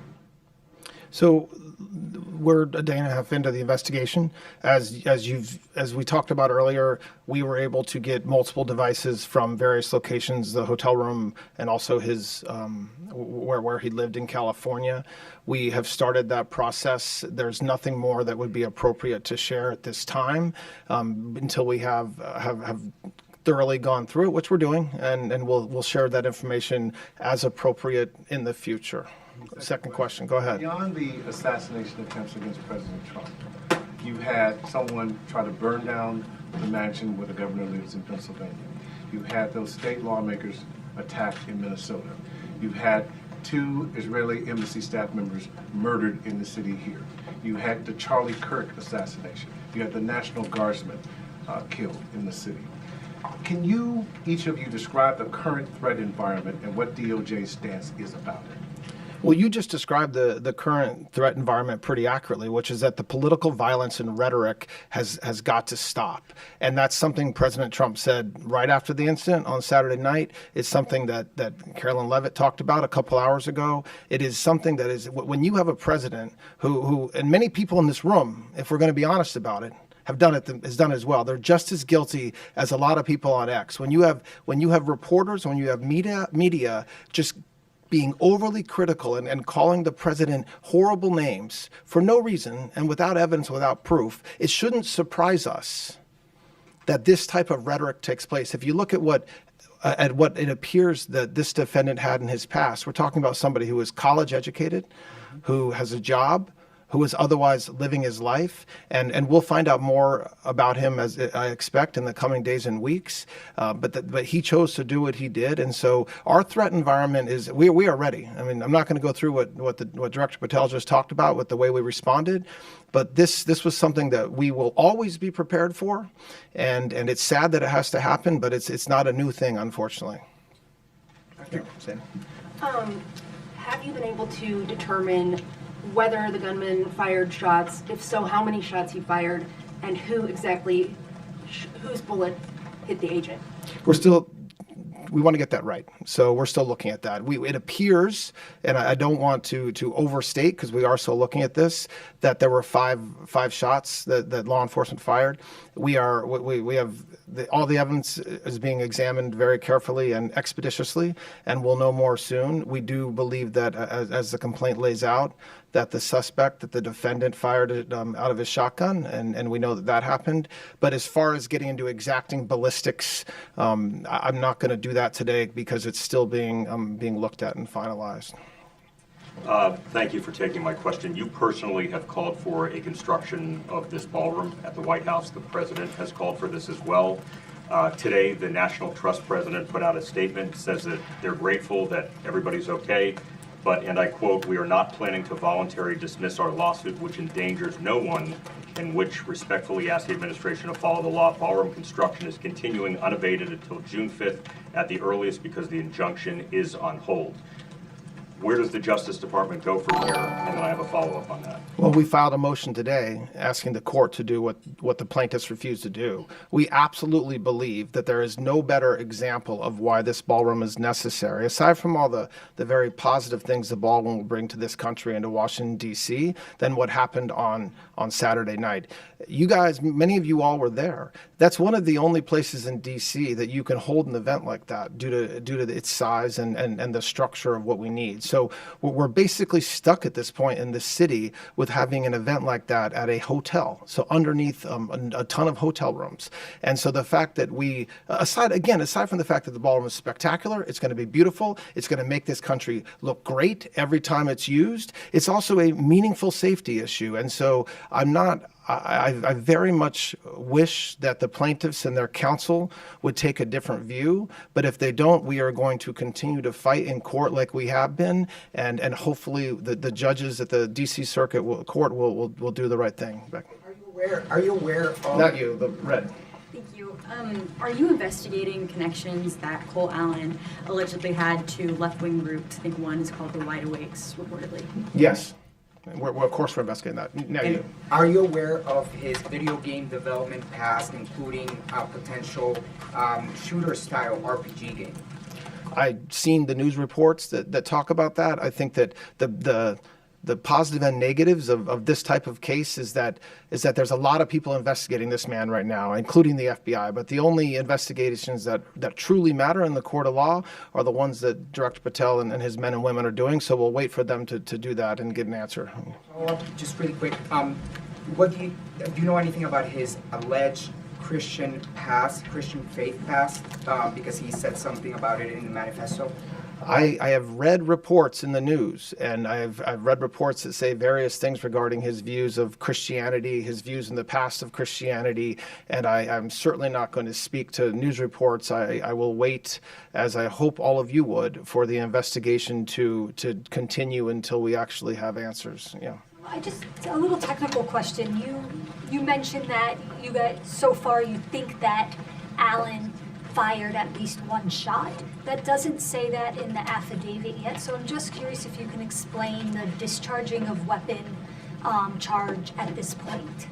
Well, he's charged with violating 924C, discharge of a firearm during a crime of violence. So by definition, that charge means that it was discharged. I can tell you from what I know, with the understanding that we're a day and a half in, that this is the gun that he discharged. And as those of us that have ever shot one of these know, what happens when you shoot that is the casing stays inside the firearm, and then if you reload it, it pops it out. My understanding is that it was inside the firearm, but hadn't been ejected, which means that it hadn't been pulled back again.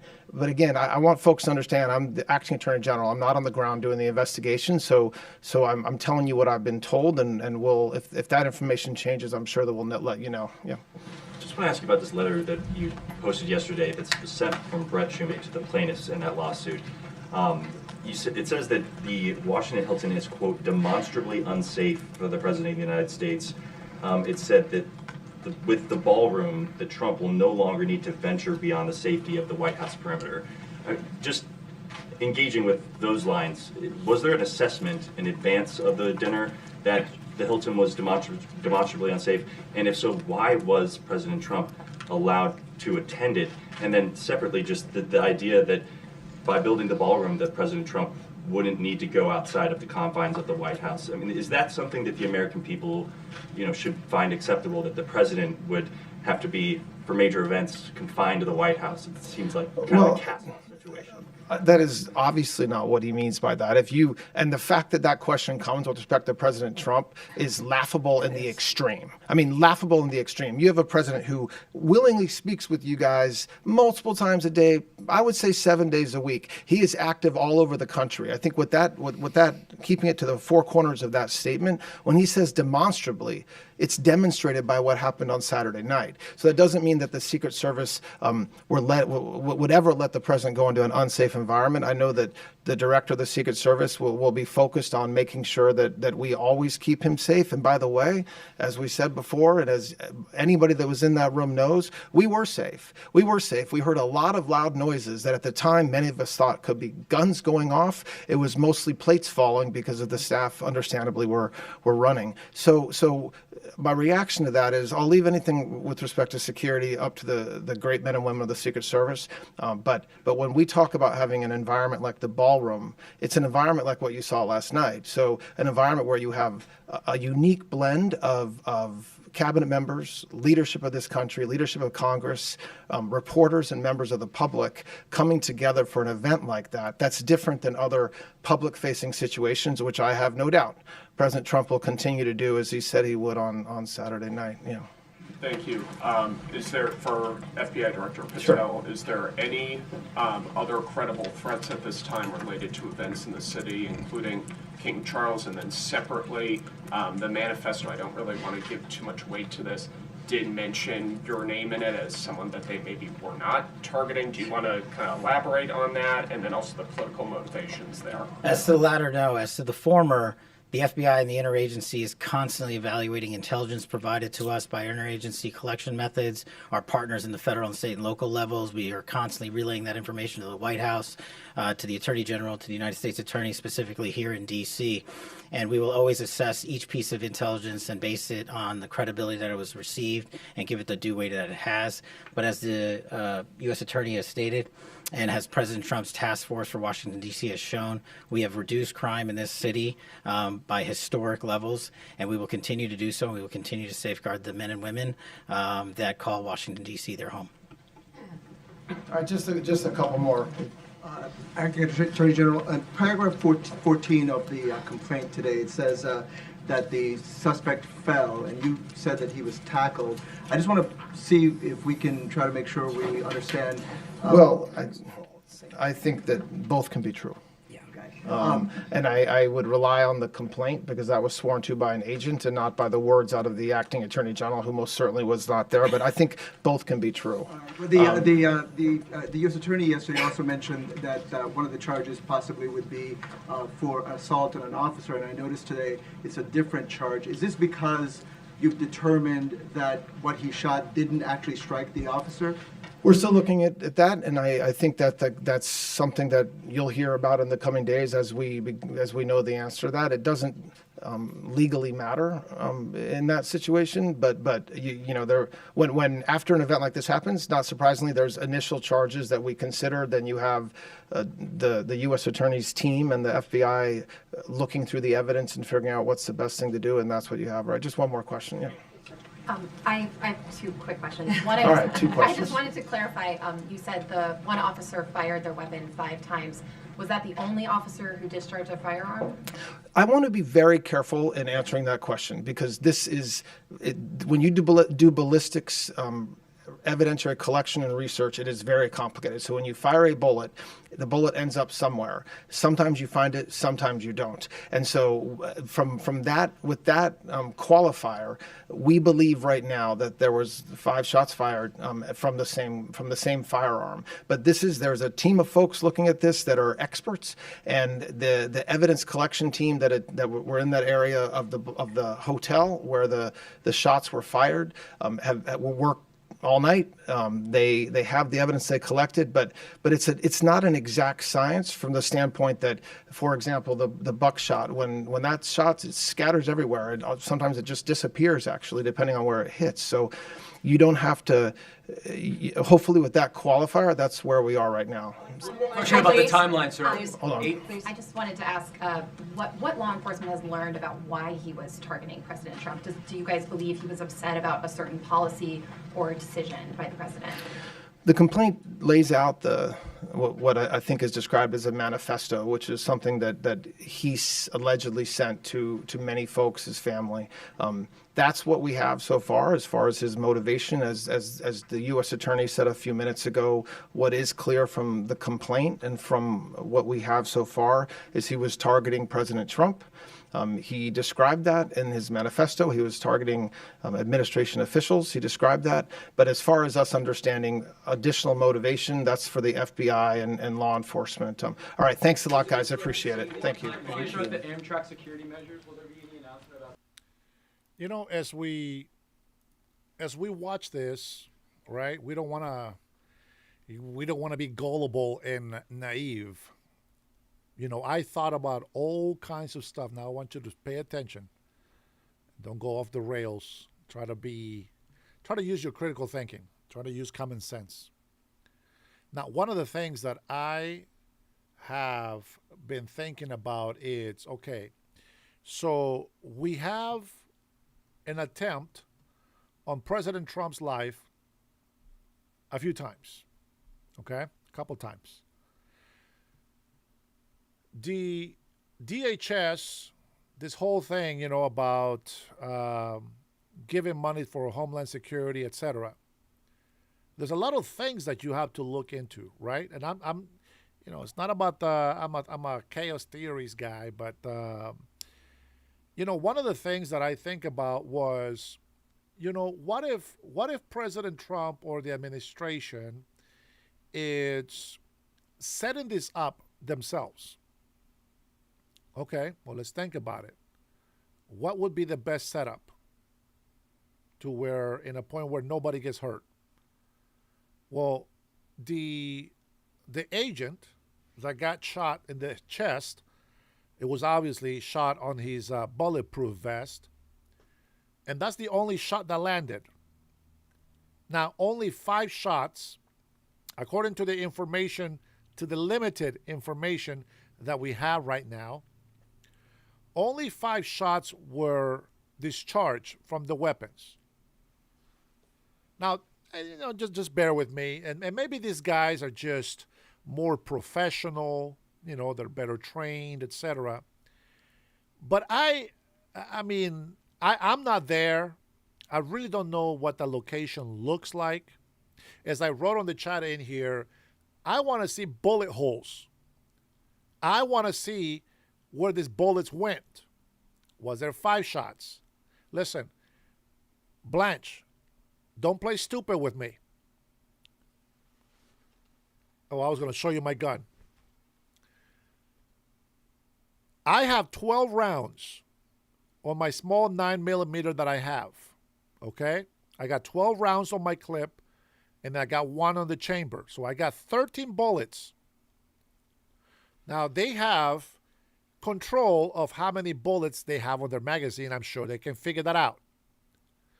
If the guy, very simple, if the guy, now I'm not going to show you my gun so I don't get in trouble, but if the guy that shot, okay, if they want to know how many bullets he shot, you can see that. You see the yellow on my clip right here? That's 12 bullets. Now what that means is if there's no yellow on that 12, that means that I have spent a few rounds. Okay? So technically I should have only 12 rounds if I just got the clip and I cocked it. But because I have it cocked already and I put the new clip, I got 13 bullets. These guys, I see, this is what I mean. Don't play me stupid. I hate people manipulating me, and I don't like that. Say what you have. You talk to the agents. How many shots did you make? All right. Well, let me see how many shots are in your clip. This is very simple, common sense. Maybe at the time, you know, when they're doing this ballistics and all this information, maybe they don't ask that. Maybe they don't check the guns. Who knows? But I'm not stupid. And I have my doubts because the guy is alive and not one shot hit him. Now, that is my first theory. It could be a setup. Why didn't the guy, first of all, check this out. Let's see if I can find the clip. Let me see if I can find the clip where they show. Oh, let's watch this clip together right here. Hold on. There's a 7-minute clip here. Speaker Johnson warns of Trump's safety. Let's take a look at this clip real quick. Hold on. Let's see if we can find something. In light of this evening's events, I ask that all Americans recommit with their hearts in resolving our difference peacefully. We have to resolve our differences. And it was a very sad evening in many ways. And it was also an evening where a lot of people got together. So President Trump calling for unity after the White House Correspondents' Dinner shooting. He did various interviews here on Fox and elsewhere, including that late Saturday night press conference from the briefing room with his entire cabinet present. The Speaker of the House is now with us, Mike Johnson. And sir, good morning to you. First time we've heard from you, and good to know you're okay. We've got this iconic picture of you going through the back hallway there. Just give us your reflection about your experience on Saturday night, sir. Now, this picture is from above. From what I understood was that, so you guys know how it works, right? President, vice president, House Speaker, right? That is the order of power. And, you know, if the president and the vice president gets taken out, the House Speaker gets to be president, right? Anybody can correct me from that? Okay. The House Speaker was not with Trump or Vance. He was upstairs, I believe, one story away from them, having a meeting or whatever the hell he was doing. Now, what I want to see is there is a clip that shows the guy running forward, right? Now, if you look at it like this, right? Hold on. The guy is standing this way, and then he gets scared, jumps back, and then grabs his gun, right? Grabs his gun, and then aims it at the dude, right? But the problem that I have is that there is other agents before that one guy. Those guys couldn't draw that gun faster than the guy that got scared and jumped backwards? That doesn't make sense, right? Again, you know, this is a thing. This is a video that I got to be able to see more. I got to be able to see more. But all I can tell you is if I was one of the guys before, as soon as he started running, whoa, freeze, sucker, right there. But no, the video that I want to watch is the one that shows where he scared him, jumped back, reached into his gun, took a few seconds, right? Finally got the gun out. And they aim it at the guy. I don't know who shot. It's unclear. I don't think there's audio in the video. But let's go ahead and watch and see what Speaker of the House says. Mike Johnson. Yeah, thanks, Bill. It was surreal for everybody involved when the chaos ensued. I was up actually on a platform, that raised platform around the perimeter of that giant ballroom, and I was stuck in a group taking photos with people, so I didn't hear the gunshots. And the next thing I know, half my security team jumps behind me, comes behind me, rushes up, grabs me by the shoulders, and pushes me out the nearest exit door, which is about 6 feet behind us. And that's where you see that photo. We're going down that hallway. The other half of my team went immediately to go grab my wife, Kelly, and get her out of the another door, and we met up about 60 seconds later. They took us to our motorcade, which was in the basement of the hotel, and we just sat in the trucks there and awaited further developments for quite a while, and that was a long while. It was quite a scene. I told the president last night, we talked at length, and I said, I thought your tone was excellent in that press conference right after that event, and the tone that he's had since about that. It is a moment, a sobering moment for the country. We've got to unify, and we've got to handle these things together and recognize we're facing real threats out there. It's a dangerous time, so it's time for us to stand together. No doubt. If you just heard Carrier Bond talk a moment ago, it's a new world, and we can all admit that. And we're seeing this entirely too often. I do want to emphasize this gunman never got inside the main room. But as we think about that, there are big questions about the security around this president. I want you to listen to a former Secret Service agent who was on our air over the weekend saying that they have not started to reimagine the new world in which this president faces threats. Listen here. The threat level against the president has grown exponentially, yet the Secret Service as an agency has refused to accept this and modify the way they do things to account for this ridiculously high threat level. The Secret Service should never have brought the president into that building to begin with if they couldn't secure the building. Regardless of how far out that perimeter was extended, the public was already inside the perimeter. Have they failed at a new imagination, sir? That's an important admonition there from someone who sounds like they know what they're talking about. I can tell you from a layman's perspective, it did look a little lax in terms of, as everyone's now noted, getting into the building. Now, we all came in, cabinet secretaries of government officials with their own details. We come in the back, so I didn't see the magnetometers and all that, but it doesn't sound like it was sufficient. Look, this president has now had 3 failed assassination attempts. I have been with him for 2 of those. This can't go on. He's the most attacked, maligned political figure in history, he's very resilient, but he needs greater protection. And I think there's going to be a reevaluation, a very close reevaluation of how we handle these large events. I can tell you the House is doing our job, and our Oversight Committee Chairman James Comer has already announced that we're going to have a review and a hearing with Secret Service to see if there's anything that we can do on our part. If it's funding, when does if that it's happen? something else, let us know. I think it's soon. I don't know when they've noticed it Okay, yet, but it will you be say soon. I wish we can nail that down, because when Butler happened in July of 2024, there were hearings within weeks. And there was already talk about getting this bipartisan commission together and figuring out to make sure it doesn't happen again. But here we are. 3X They in did 2 that, years. yeah. Will you do that in the House? And will you tell us today how you define soon? Well, immediately. I mean, this week is, we're hosting the King of England on in the middle of the week, and we've got some major, we got funding, for example, for Secret Service, ironically, the Department of Homeland Security, which is on the floor this week, because the Democrats have been holding that up, believe it or not, in this heightened threat environment. They're willing to play politics. So we're doing it as quickly as we can. I expect it'll be within the next couple of weeks. And when we had that task force and that working commission to review Butler, they did come out with recommendations. So we'll continue to do what we can in Congress, but we need the leaders, obviously, the Secret Service, to tighten up, and they've got to reevaluate these things. I think that critique was right. What we do know is that Susie Wiles are going to hold meetings on presidential security this week, and I imagine that cannot come soon enough.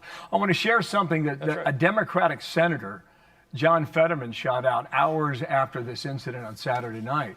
On X, he said, "We were there front and center. That venue wasn't built to accommodate an event with the line of succession for the U.S. government. After witnessing last night, drop the TDS, the Trump Derangement Syndrome, and build the White House ballroom for events CBS News chief correspondent like these." Are you hearing enough from your Democratic colleagues on the tone that Senator Fetterman struck there? No, he's a rare voice in that camp, and we need more of that. In fact, they've done the opposite. They've incited violence, in my view. I mean, you have some of the most prominent figures in the House and the Senate on the Democrat side effectively, calling for war. I mean, they use those kinds of metaphors, and it incites violence because there are crazy people in society, and they get radicalized online. And so we've got to recognize that it's time to turn down the rhetoric. We've been saying this over and over, and not use that kind of language. I hope that this will be a sobering reminder for everybody about that very important cause. I'm grateful to Fetterman. He's right. The ballroom will be a solution for this, because it'll be on the most secure compound in the world. It won't have hotel rooms above it, and it'll have 7-inch thick glass, for example, on the windows. So it'll be a very safe environment to do events like this. We need a place. We have needed a place like that, and the president keeps pointing it out. Last point. You mentioned you got a big week. The King's going to be there. You got a farm bill. You also got a FISA bill that you need to get done within 4 days. Will that happen? Yep. I hope so. We have more meaningful reforms after the 56 that we did in 2024. The last time we reauthorized this. It's the most important national security tool that we have. We cannot allow it to go dark. 2/3 of the president's daily national security briefing comes from intelligence that we collect because of this statute. And so this is no time to play games with that. We've got meaningful reforms. We'll put it on the floor. I think it'll pass. Okay. Sir, thank you for your time. I'm trying to find the clip here. Let me try to get another one here. Let me see if I got anything on the actually history here.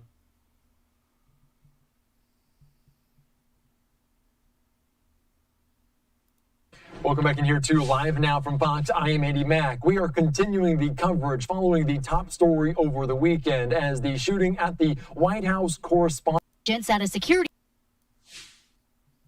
The 31-year-old accused gunman Cole Allen is now officially charged with trying to assassinate President Trump after he blew past. All right, so this is kind of blurry, right? But let's see if we can let's just slow this down a little bit. Okay. Now, I don't know if it's a good view for those on the portrait mode, but what I'm looking at here is, so here's the guy that's going to come running right there. And there is like 1, 2, 3, 4, 5, and then 6 guys that I can tell. It's so blurry, I can barely make it up. But watch this. As secret. Look at that. right there, he's like right in between 3 to 4 people. Now, they could be obviously just regular people setting up tables, etc., right? Here we go. Service agent. Let's take the audio off. So right there, you see this guy right here? He's just looking at him. He's just looking at him run. Now this guy right here got the shit scared out of him. He was scared, jumped back. It's a reaction, you know, you got surprised. He's not a chicken. He got surprised, jumped back. Takes a few seconds. It's going to look slower because I'm not 50%. But takes a few seconds, draw his gun, right? I'm assuming he shot at the guy right there. That's the guy shooting. I'm assuming it's him. I don't see fire from his gun. But then now this guy comes from behind, draws his weapon, and now he comes up to back up. That's the part that I try to understand it, right? There's 2 people out there pointing guns at this guy. Not one of them hits him. There he is. No injuries. Now, I'm going to say this. Okay, so let's say it was set up. I'm going to tell you something. If this guy ends up like, like Epstein, like Jeffrey Epstein, I have a problem with that. Just like I have a problem with the guy, the sniper that tried to kill President Trump, that clipped him on the ear. They got rid of all the evidence. I believe it was the Democrats that did that. I believe it was. Now, if it was the Trump's administration, I mean, they should have been questioning that even more. So, to be honest, it went by so quick, nobody even cared. Nobody even cared. Nobody even cared that the evidence was destroyed. It seems like that is the norm in the government. Left or right, I don't care. It's like it's the norm to destroy evidence. Now, I don't give a shit if you're on the Trump's administration or somebody else's administration. The fact is, you don't destroy evidence. Charlie Kirk. Okay, so there's all these questions about Charlie Kirk. Why you close the case so fast? Why didn't you just, do your investigation? It's supposed to be up to 6 months, make sure everything is covered. No, they grabbed this old man who's always claiming to be involved with everything. He's the distraction. Nobody really knows where this bullet comes from. There is a lot of video that is being AI modified. The angle of the gun, the wound, and all this, it doesn't match, and this and that. Is like, bro, the guy grabbing the video, I don't want anybody taking this information. Maybe that was true. Maybe they were just switching it with something that was already fixed. But how can you do that so fast? You can't. So I have my theories. And the reason why I go off on people that says this happened is because we don't know. I mean, maybe they passed a fast one over our eyes and we didn't realize it. I get it. But we can't just go and say, this guy did it, this guy did it. Oh, it's a setup. It was a setup, and we know it. Israel was involved. That kind of stuff makes no sense. I can't go on that.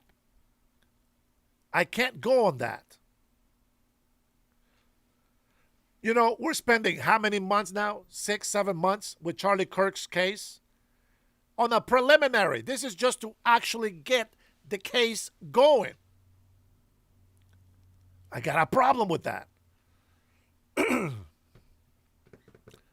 Let's see what they say about this guy. And we'll see if I'll see if I can find a different angle as well. Let me put it at normal speed.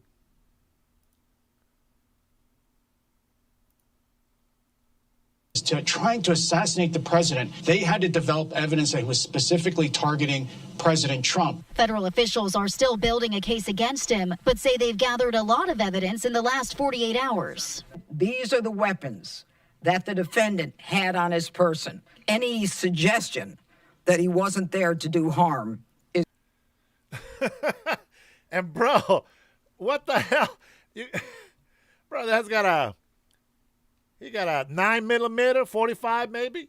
Anybody experts on weapons over here? He's got a shotgun. He's got some knives. Man, I don't know what the hell this guy was going to go do. But if he just went running like that, what the hell kind of plan is that? Just listen, man. Listen. I'm just saying. I'm not denying that somebody tried to do something to Trump, but at the same time, man, you can't say that's what it was. He didn't go inside the room. He was cut out in the foyer. The guy is looking too comfortable. And again, maybe these guys are really good. Yeah, I heard this guy was on social media seen wearing IDF clothing, but all that's been taken off social media. So, I mean, they took his shirt off, obviously. But if I'm going to remember, there was a guy, I don't know if it was the guy, there was somebody, I can't remember who it was, but there was a guy that was dressed like MAGA. He was dressed in red like a Republican, had a MAGA hat and everything. Turns out the guy was an LGBTQ Democrat. I can't remember the guy's name, but that was the founding, and I just didn't follow it after that because I didn't care. I was like, well, I already knew it. I already knew that it wasn't a Republican. But, you know, those kind of things, that's not proof. I can go in and wear a Kamala shirt and go and try to do something, you know what I mean, somewhere. That doesn't mean anything. You know, I have a shirt that says FBI, but it's not for the Federal Bureau of Investigation. It's for female body inspector. I'm just saying, it was just a shirt. It was just a shirt, but there you go. There you have it. All right. We don't have to listen to this anymore because we already saw it. We already saw it. If you have the link to the other video, let me know. Police update after shots fired near the White House correspondence. I saw that. We already did that. DA addresses alleged victims in case tied to Eric Swalwell. We don't care about Swalwell. They're trying to pin some sort of bad character on Kash Patel. Apparently, he's been drinking too much and partying with his girlfriend that is so younger than him. Oh, man, these people. Theories are one thing. Opinions are another. And facts are facts. Oh, boy. Family accused of running sex trafficking operations at a Chinese massage. Oh, man, don't close these places down. Massages are great. Let's take a listen to this. This is a side note news. Side note. A wife, husband, and their son have been indicted for a major sex trafficking operation in Albuquerque. Police say they ran brothels inside half a dozen massage parlors around town. News 13's Marilyn Upchurch spoke with the district attorney about the case. She's in the Newsplex with more. Hey, you guys remember when Zoran Mandani was saying that it was okay to have brothels? That they should legalize prostitution? It is a form of work, he says. So what a great Muslim, isn't he? He's such a good Muslim. Let's take a listen to the gossip here. These court filings detail what law enforcement says was happening at 6 massage parlors across the city where women were being trafficked for sex, and if they didn't do what they were told, they were beaten. What was happening inside these massage parlors is so sickening, disturbing. There's not enough adjectives to describe it. It is terrible. Bernalillo County District Attorney Sam Bregman describing an elaborate human trafficking operation, with Yufeng Bao named in court documents as the ringleader.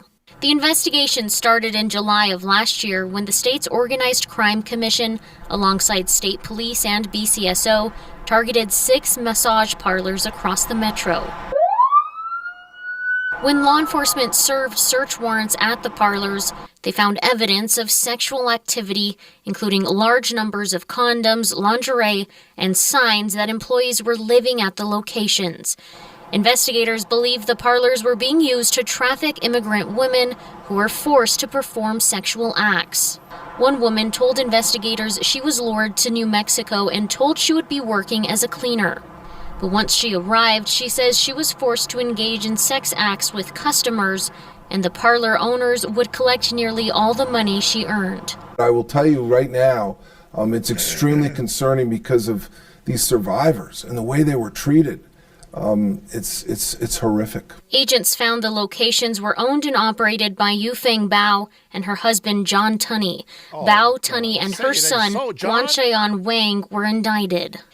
After a search warrant was executed at Bao's home, agents found $79,000 buried in the backyard and $10,000 more inside the house. Investigators believe more than 20 victims may be connected to the ring. We're learning from witnesses and survivors and victims that these women, if they did not do as they were ordered to perform sex acts, that they were actually beaten. This is a criminal organization that we've basically are No, Marvin, this is Chinese, not Vietnamese. going to hold accountable from top to bottom. All 3 faced. Dang, man, shutting down the spas, man. What's wrong with these people? Whoa. Let's not watch that one. What do you guys check this out? What do you guys think about this little clip? No, not my clip. The other clip. Yeah, that clip. What do you guys think about this? This is just a post that came through my live feed, through my X feed. American Communist podcaster Hassan Piker, the Republican Ilhan Omar say she will never be deported. Now, I'm going to try to zoom in on this a little bit on the portrait mode so that you guys can see. Can you take a look at that uniform? At the uniform that he's wearing. Does anybody recognize that uniform?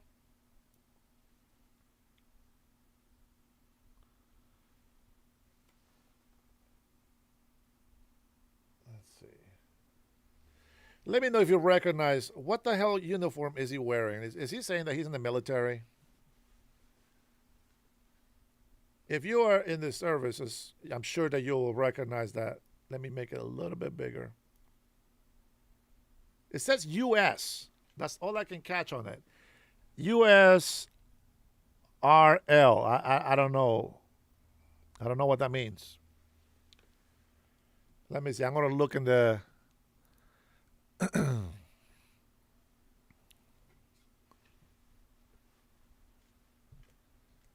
USRL. I don't know if those are just initials or what. What is that? Yeah, trying to make it bigger on the big screen as well.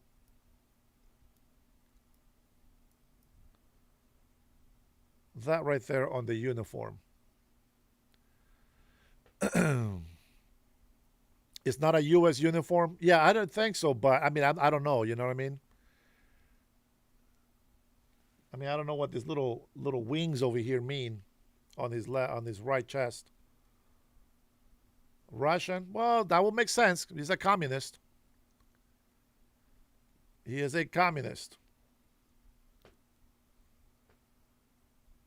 A commie uniform, says Robert. Oh, wow.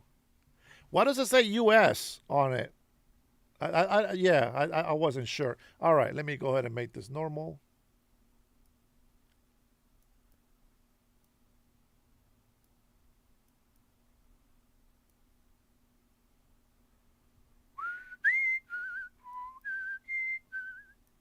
No, I won't be able to find the size.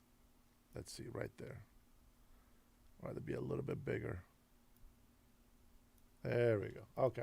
I'm just trying to put it back to the normal size, guys. We'll leave it at that. Right there. All right, let's put it right there. All right, let's take a listen to this.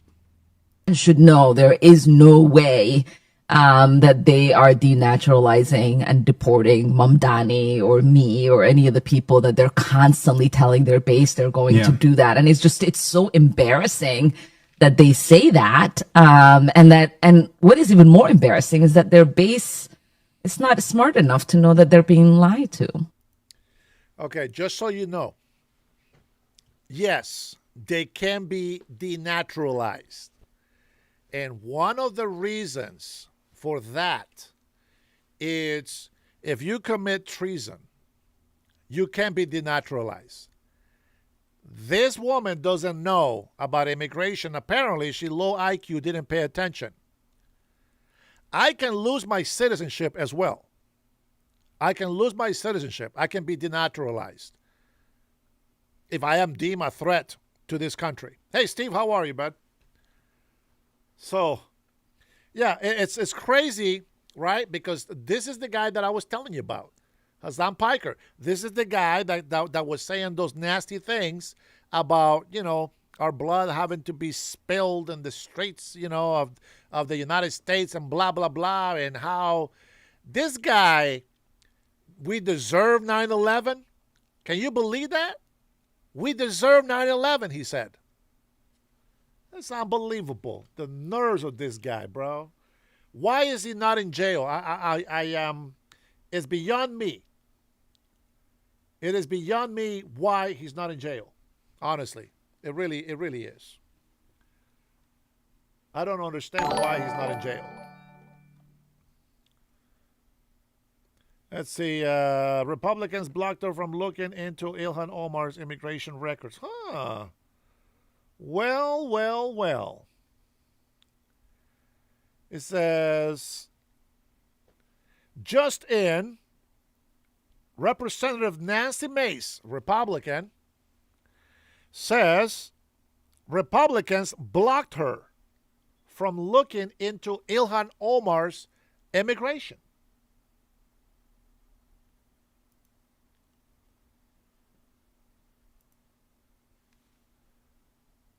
I want to know which Republicans.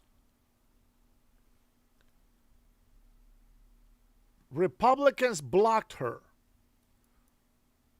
from looking into Ilhan Omar's immigration. They don't want to look at her records. Why? Why do they not want to allow anybody to look at her immigration records? You have to see. That's not a theory. It's a legit question. It's a legit investigation. It's a legit claim. Now, I'm going to take you guys through what comes through my X account feed. Okay? Just so that you guys know.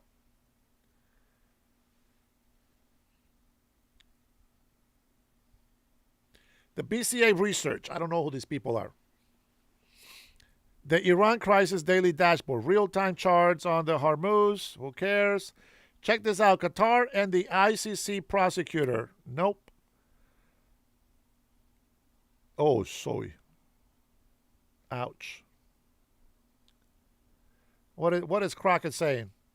Invoking violence. Let's extinguish him for good. I will go and take Trump out tonight. We're going to fight it in the courts. We're going to fight it in the streets. When they go low, we're going to bury them below the Capitol. That's what we're going to do. We take them to the mud and choke them out. There needs to be Wait, was he talking about January 6th? What's he talking about? unrest in the streets for as long as there's unrest in our lives. I just don't even know why there aren't uprisings all over the country, and maybe there will be. We're walking down a damn different path. We're fighting fire with fire, and we're going to punch these sons of bitches in the mouth. I take you behind the gym and beat the hell out of them. Punch back, kick back, dunk over their heads, and win some fucking power. Fight back, punch back, and make sure that they stay down. And you know what? Kick them when they're down, because they deserve it. I think that you punch. I think you punch. I think you're okay with you okay with punching. We are at war. And that's why the gloves are off And I say, bring it on. We are not only going to punch you back, but we are going to knock you out. Like we're Hey, punching back. We ain't punching nobody. What are you talking about punching back? We ain't punching anybody. What the hell are these people so... What are you talking about punching back? You can't punch back if nobody punches you. What is going on? We're in a war right now to save. This is a war, they say.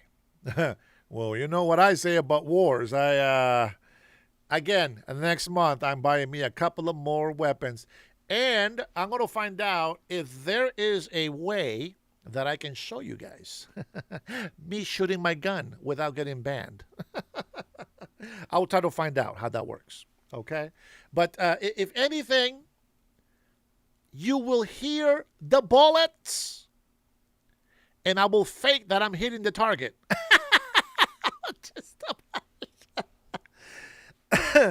Nah, it's not worth it. But I will show you my guns. I'm not going to hold them. I'm just going to lay them down, and then I'm going to go ahead and show you the guns, okay? I'm not going to hold it because that looks like somebody, that's a ban. That's a ban on the YouTube policy. But you can still show the guns, the armament. So we'll see. We'll see what guns we get. All I know is this.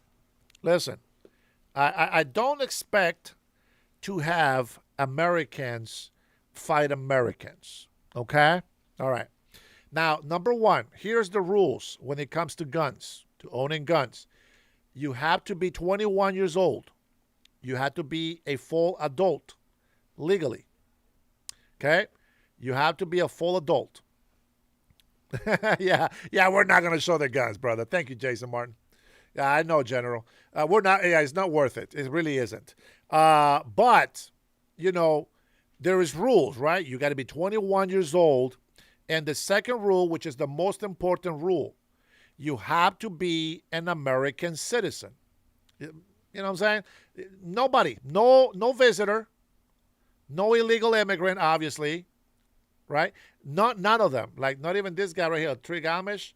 He's a pinche Tio Thomas, like Uncle Tom. I get it, bro. You think you're funny. You're racist. That's not funny. I'm going to get rid of you just for that. That is a racist comment. I don't like it. Thank you for stopping by. Go to the corner and think about what you did wrong here today, okay? Now, no illegal immigrants, no residents, no tourists, none of them should have guns.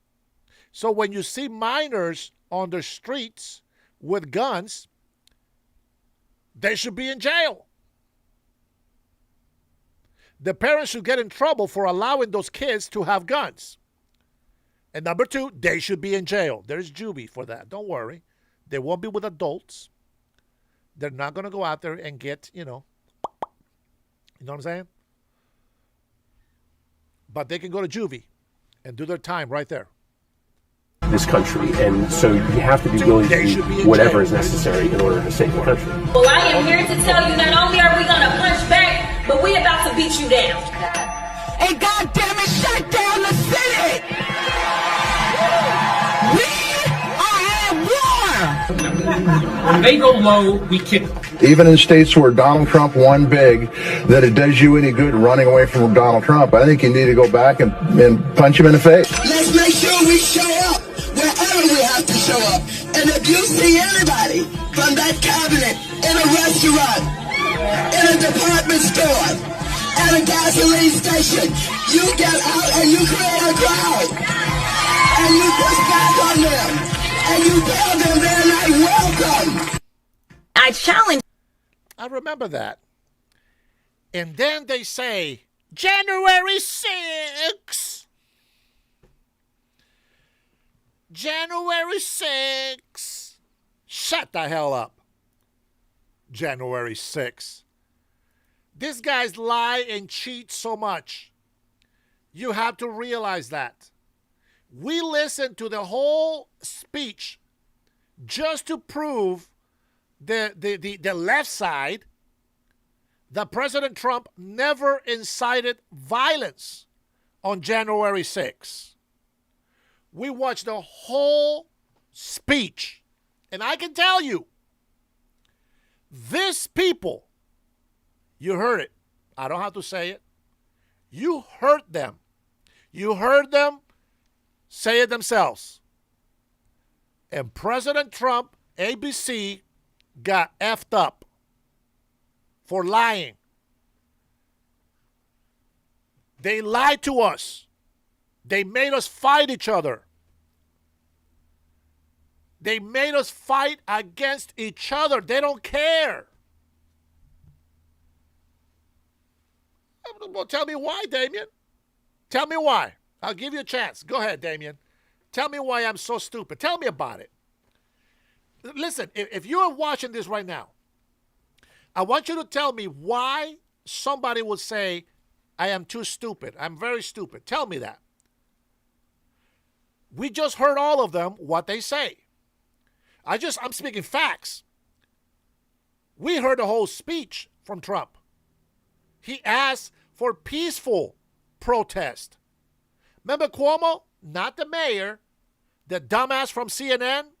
Remember Cuomo? I never heard that when you protest, it has to be peacefully. He said that. He said that. And it's very clear. You have the right to peacefully assemble. These people, they call us liars. They call us liars, and they are the ones lying to us all the time. I don't want you to believe me. Do your research. Jesus is my Lord and Savior. Just because I curse doesn't mean that God doesn't love me. Doesn't mean that I don't believe in God. Don't be retarded. Don't be hating. Don't be hating because I'm right. All right, Marvin Bernal, get the hell out of my chat. Enough. That's enough. Let me see what else we got. Jason had 12 gouge, 30-30, and a gone rack when I was in high school. Oh, boy. Well, I guess depends on the state, okay? Depends on the state. I don't know. Here, you can't do that. And if you did, it will be your dad's, not yours. Your dad's, not yours. Now, I don't know the rules in Texas and the southern states. I don't know about that. Yeah, he went too far. He went too far. My God is the only true God, the God of Abraham, Isaac, and Jacob. And I support the United States of America 100%. And Israel is right next to it. Whether you like it or not is irrelevant. But when Jesus Christ comes back for his bride, you are not invited. And then you will repent, but it will be too late. We're just going to wave at you. We're just going to wave like this. Like in the beauty pageant. Miss Universe. We're going to wave at you like this. Oh, wait. With the leftist. I can't really do it with the left hand, but it feels kind of weird.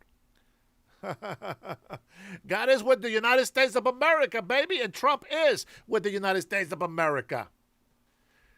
I will not be ashamed of the gospel of Jesus Christ. For doggone, you know what? You just made me want to pray. Father, I thank you so much that I have all these patriots and I have all these brothers and sisters in here, and we're not going to be religious. We talk to you openly as if you are right here with us. For we believe the Holy Spirit is here with us. And we claim the blood of Jesus over our homes. We claim that Jesus Christ is your only begotten Son, God Father.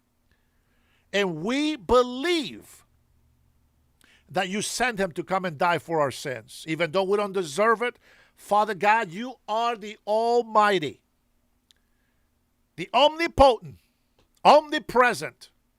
You know all. You have blessed Israel, and we bless Israel. You protect Israel every day, and we see the power that you hold within you. You have chosen the weakest nation, the smallest nation, and giants have risen against Israel over and over and over and over and over again, and they cannot beat them. For you are the only true God who defends Israel against its enemies. And I thank you, Father, that you bless the United States and that your power is with us as well. We are the most powerful nation on earth because you are with us. Because you are with us. Father, I pray for President Trump and the administration. Father, I pray that all of those evil people, whether it be Republican or Democrat, those who have been infiltrated into the cabinet, in Congress, the Senate, governors, mayors, corrupted city councils, police, everybody, we exhort and we rebuke all spirit of corruption out of our country.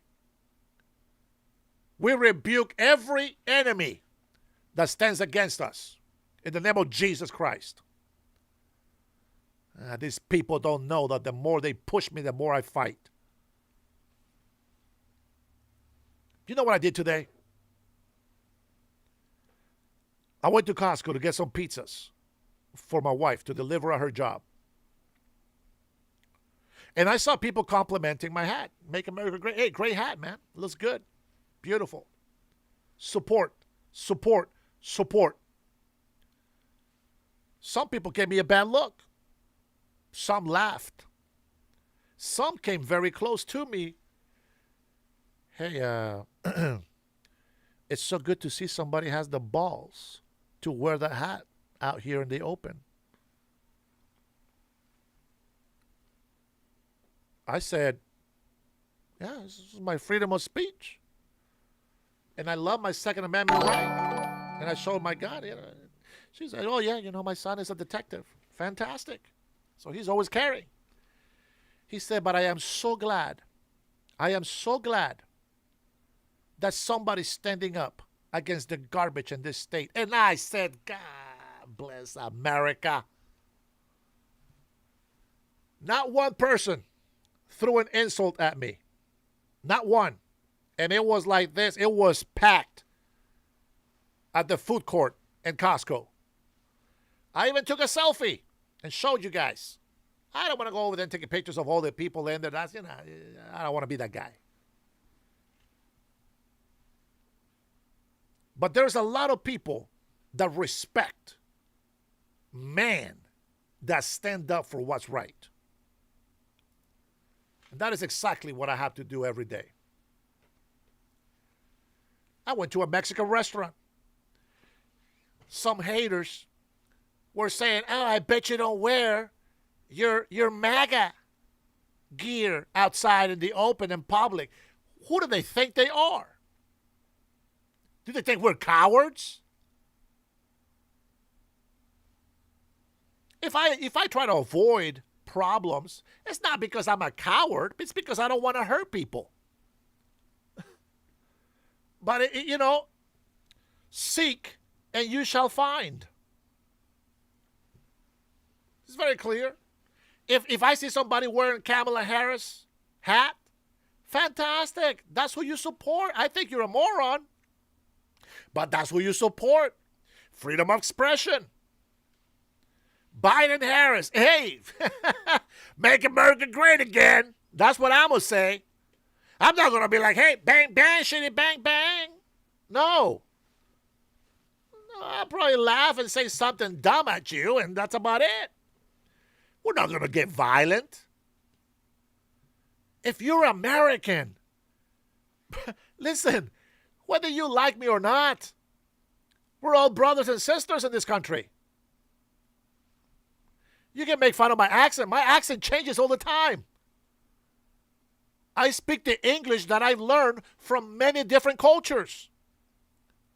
From Asians, Mexicans, Russians. my accent is not my own. I wish that I can fake a Spanish accent and then that'd be cool.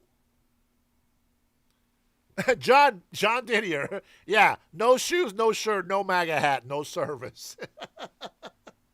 Hey, listen. I believe that you have the right to refuse service. But if a gay couple can sue and bankrupt a business for not making a gay cake, I can sue any business that does not want to allow me to conduct business in their store because of my MAGA hat. Which, by the way, it means Make America Great Again. Here, in case you didn't know what MAGA was. Bam!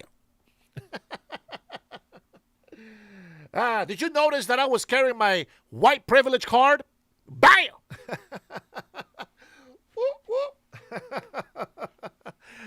God bless you guys, man. I have such a good time with you guys. You know that? I appreciate you all. I think I really don't understand why. I really don't understand why people get so offended. Like, why are you so mad that I'm wearing this Make America Great hat again? Why are you so mad? Why are you mad, bro? I really want to know. Why? Why? Why would you be mad? This is America. Land of the free. Home of the brave. This country is fantastic, man. Respect it. Love it. You know, I wish they would teach you here in America. I wish that they would teach you this. In Honduras, let me get the oath.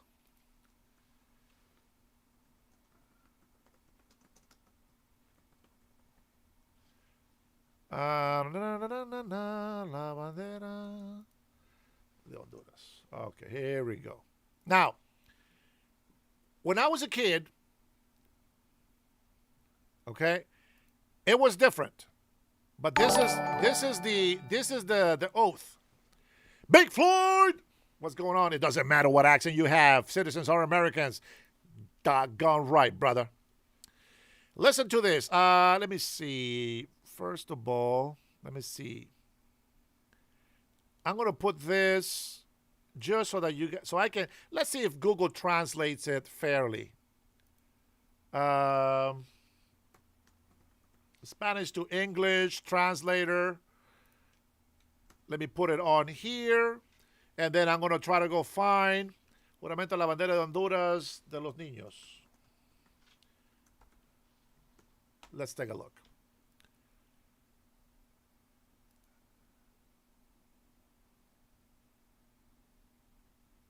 Okay, they changed this oath. Juramento de la bandera de Honduras es un acto cívico fundamental de los niños y jóvenes que prometen fidelidad, respeto y amor a la patria simbolizado por la seña nacional. Se recita frecuentemente en la escuela para honrar la unidad, justicia y libertad de la nación, a menudo tras entonar el himno nacional. Okay. They changed the words. They changed the words. That's not the one that I remember. Let's see, 1980s. Wait a minute. Let me see if I can actually get some of the recitement. Niños, juráis por vuestro honor. Yeah. Let's see if I can find it. Okay, yeah. That's the one. Yeah. All right, you'll see. There's a point to what I'm going to make for you guys. There is a purpose. There is a purpose, and I hope I can do it. All right. Let me see. I'm going to have to type it in on another Google so I don't lose it. You're going to appreciate this. I promise you. You're going to appreciate it.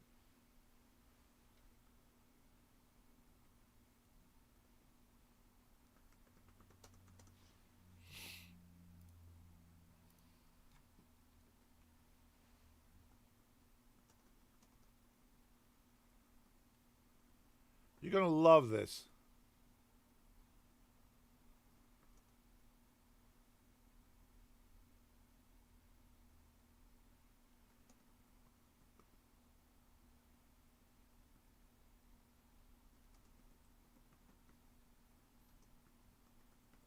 Watch the oath to the flag as children in Honduras. Watch this.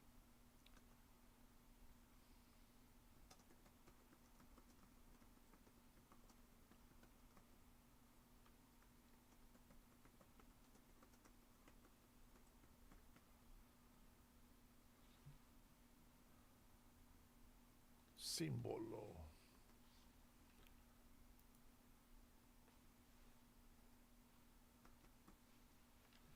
que representa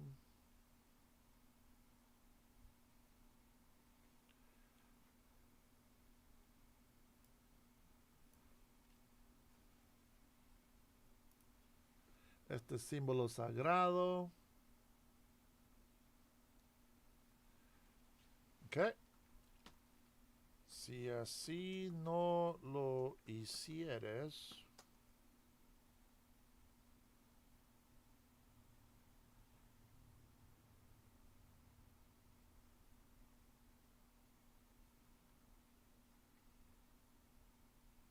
si así no lo hicieres,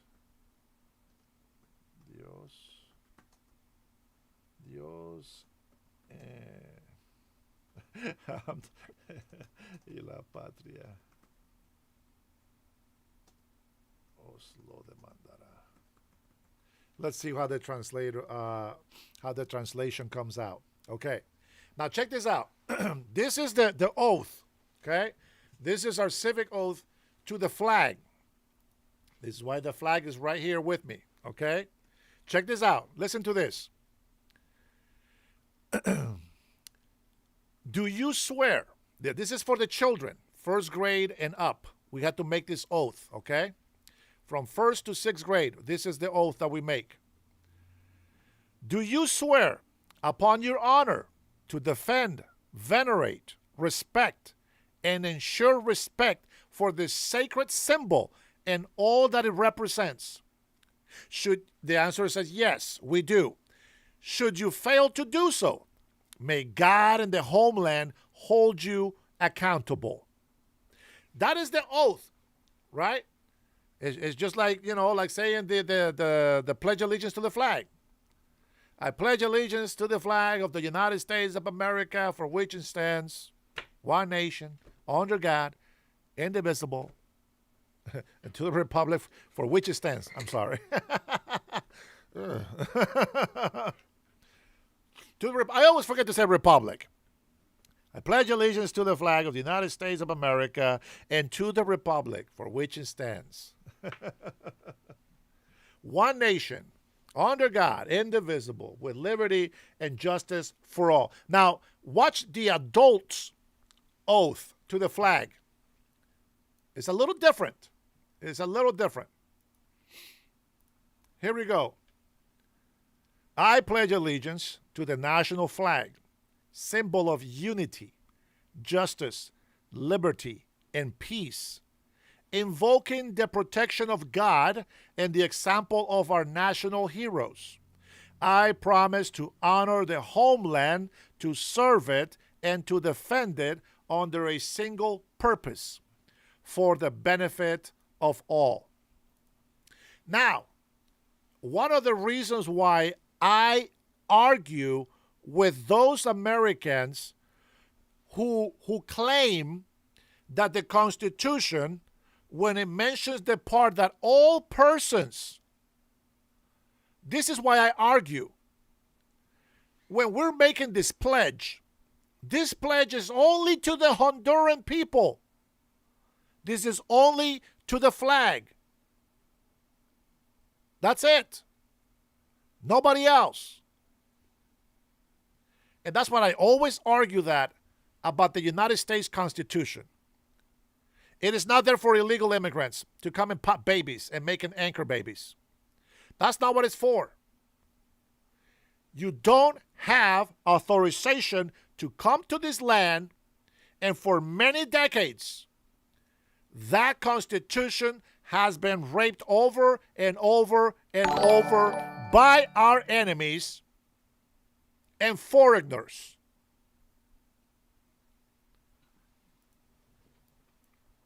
Here is something that I have, and I'm going to put this here. Birthright citizenship is not for illegals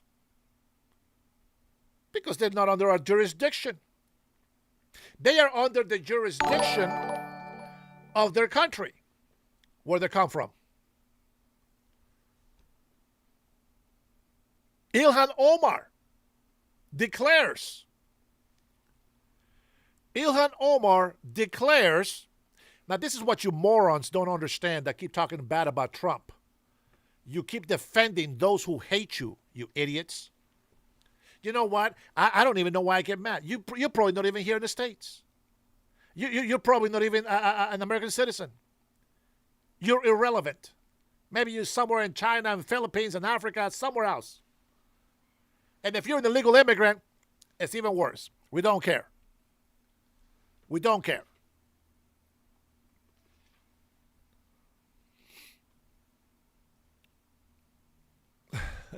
I was going to share something.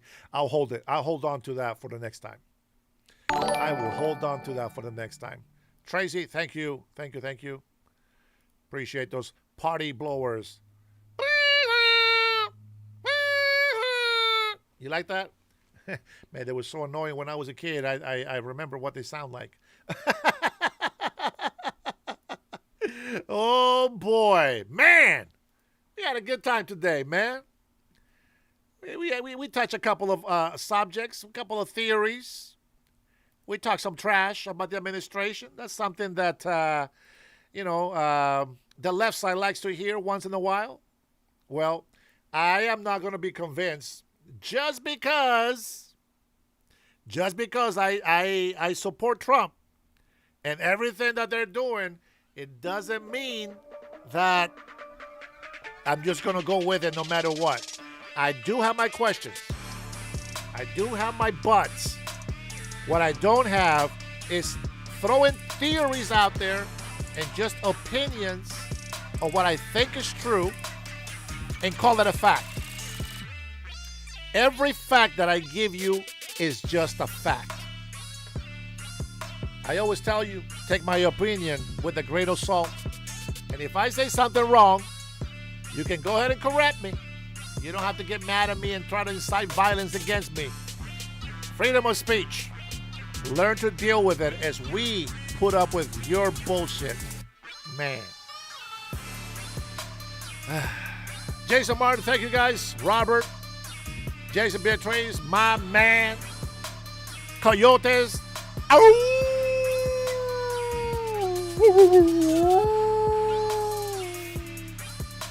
God bless you, brother. Cutting Edge, if you are still listening.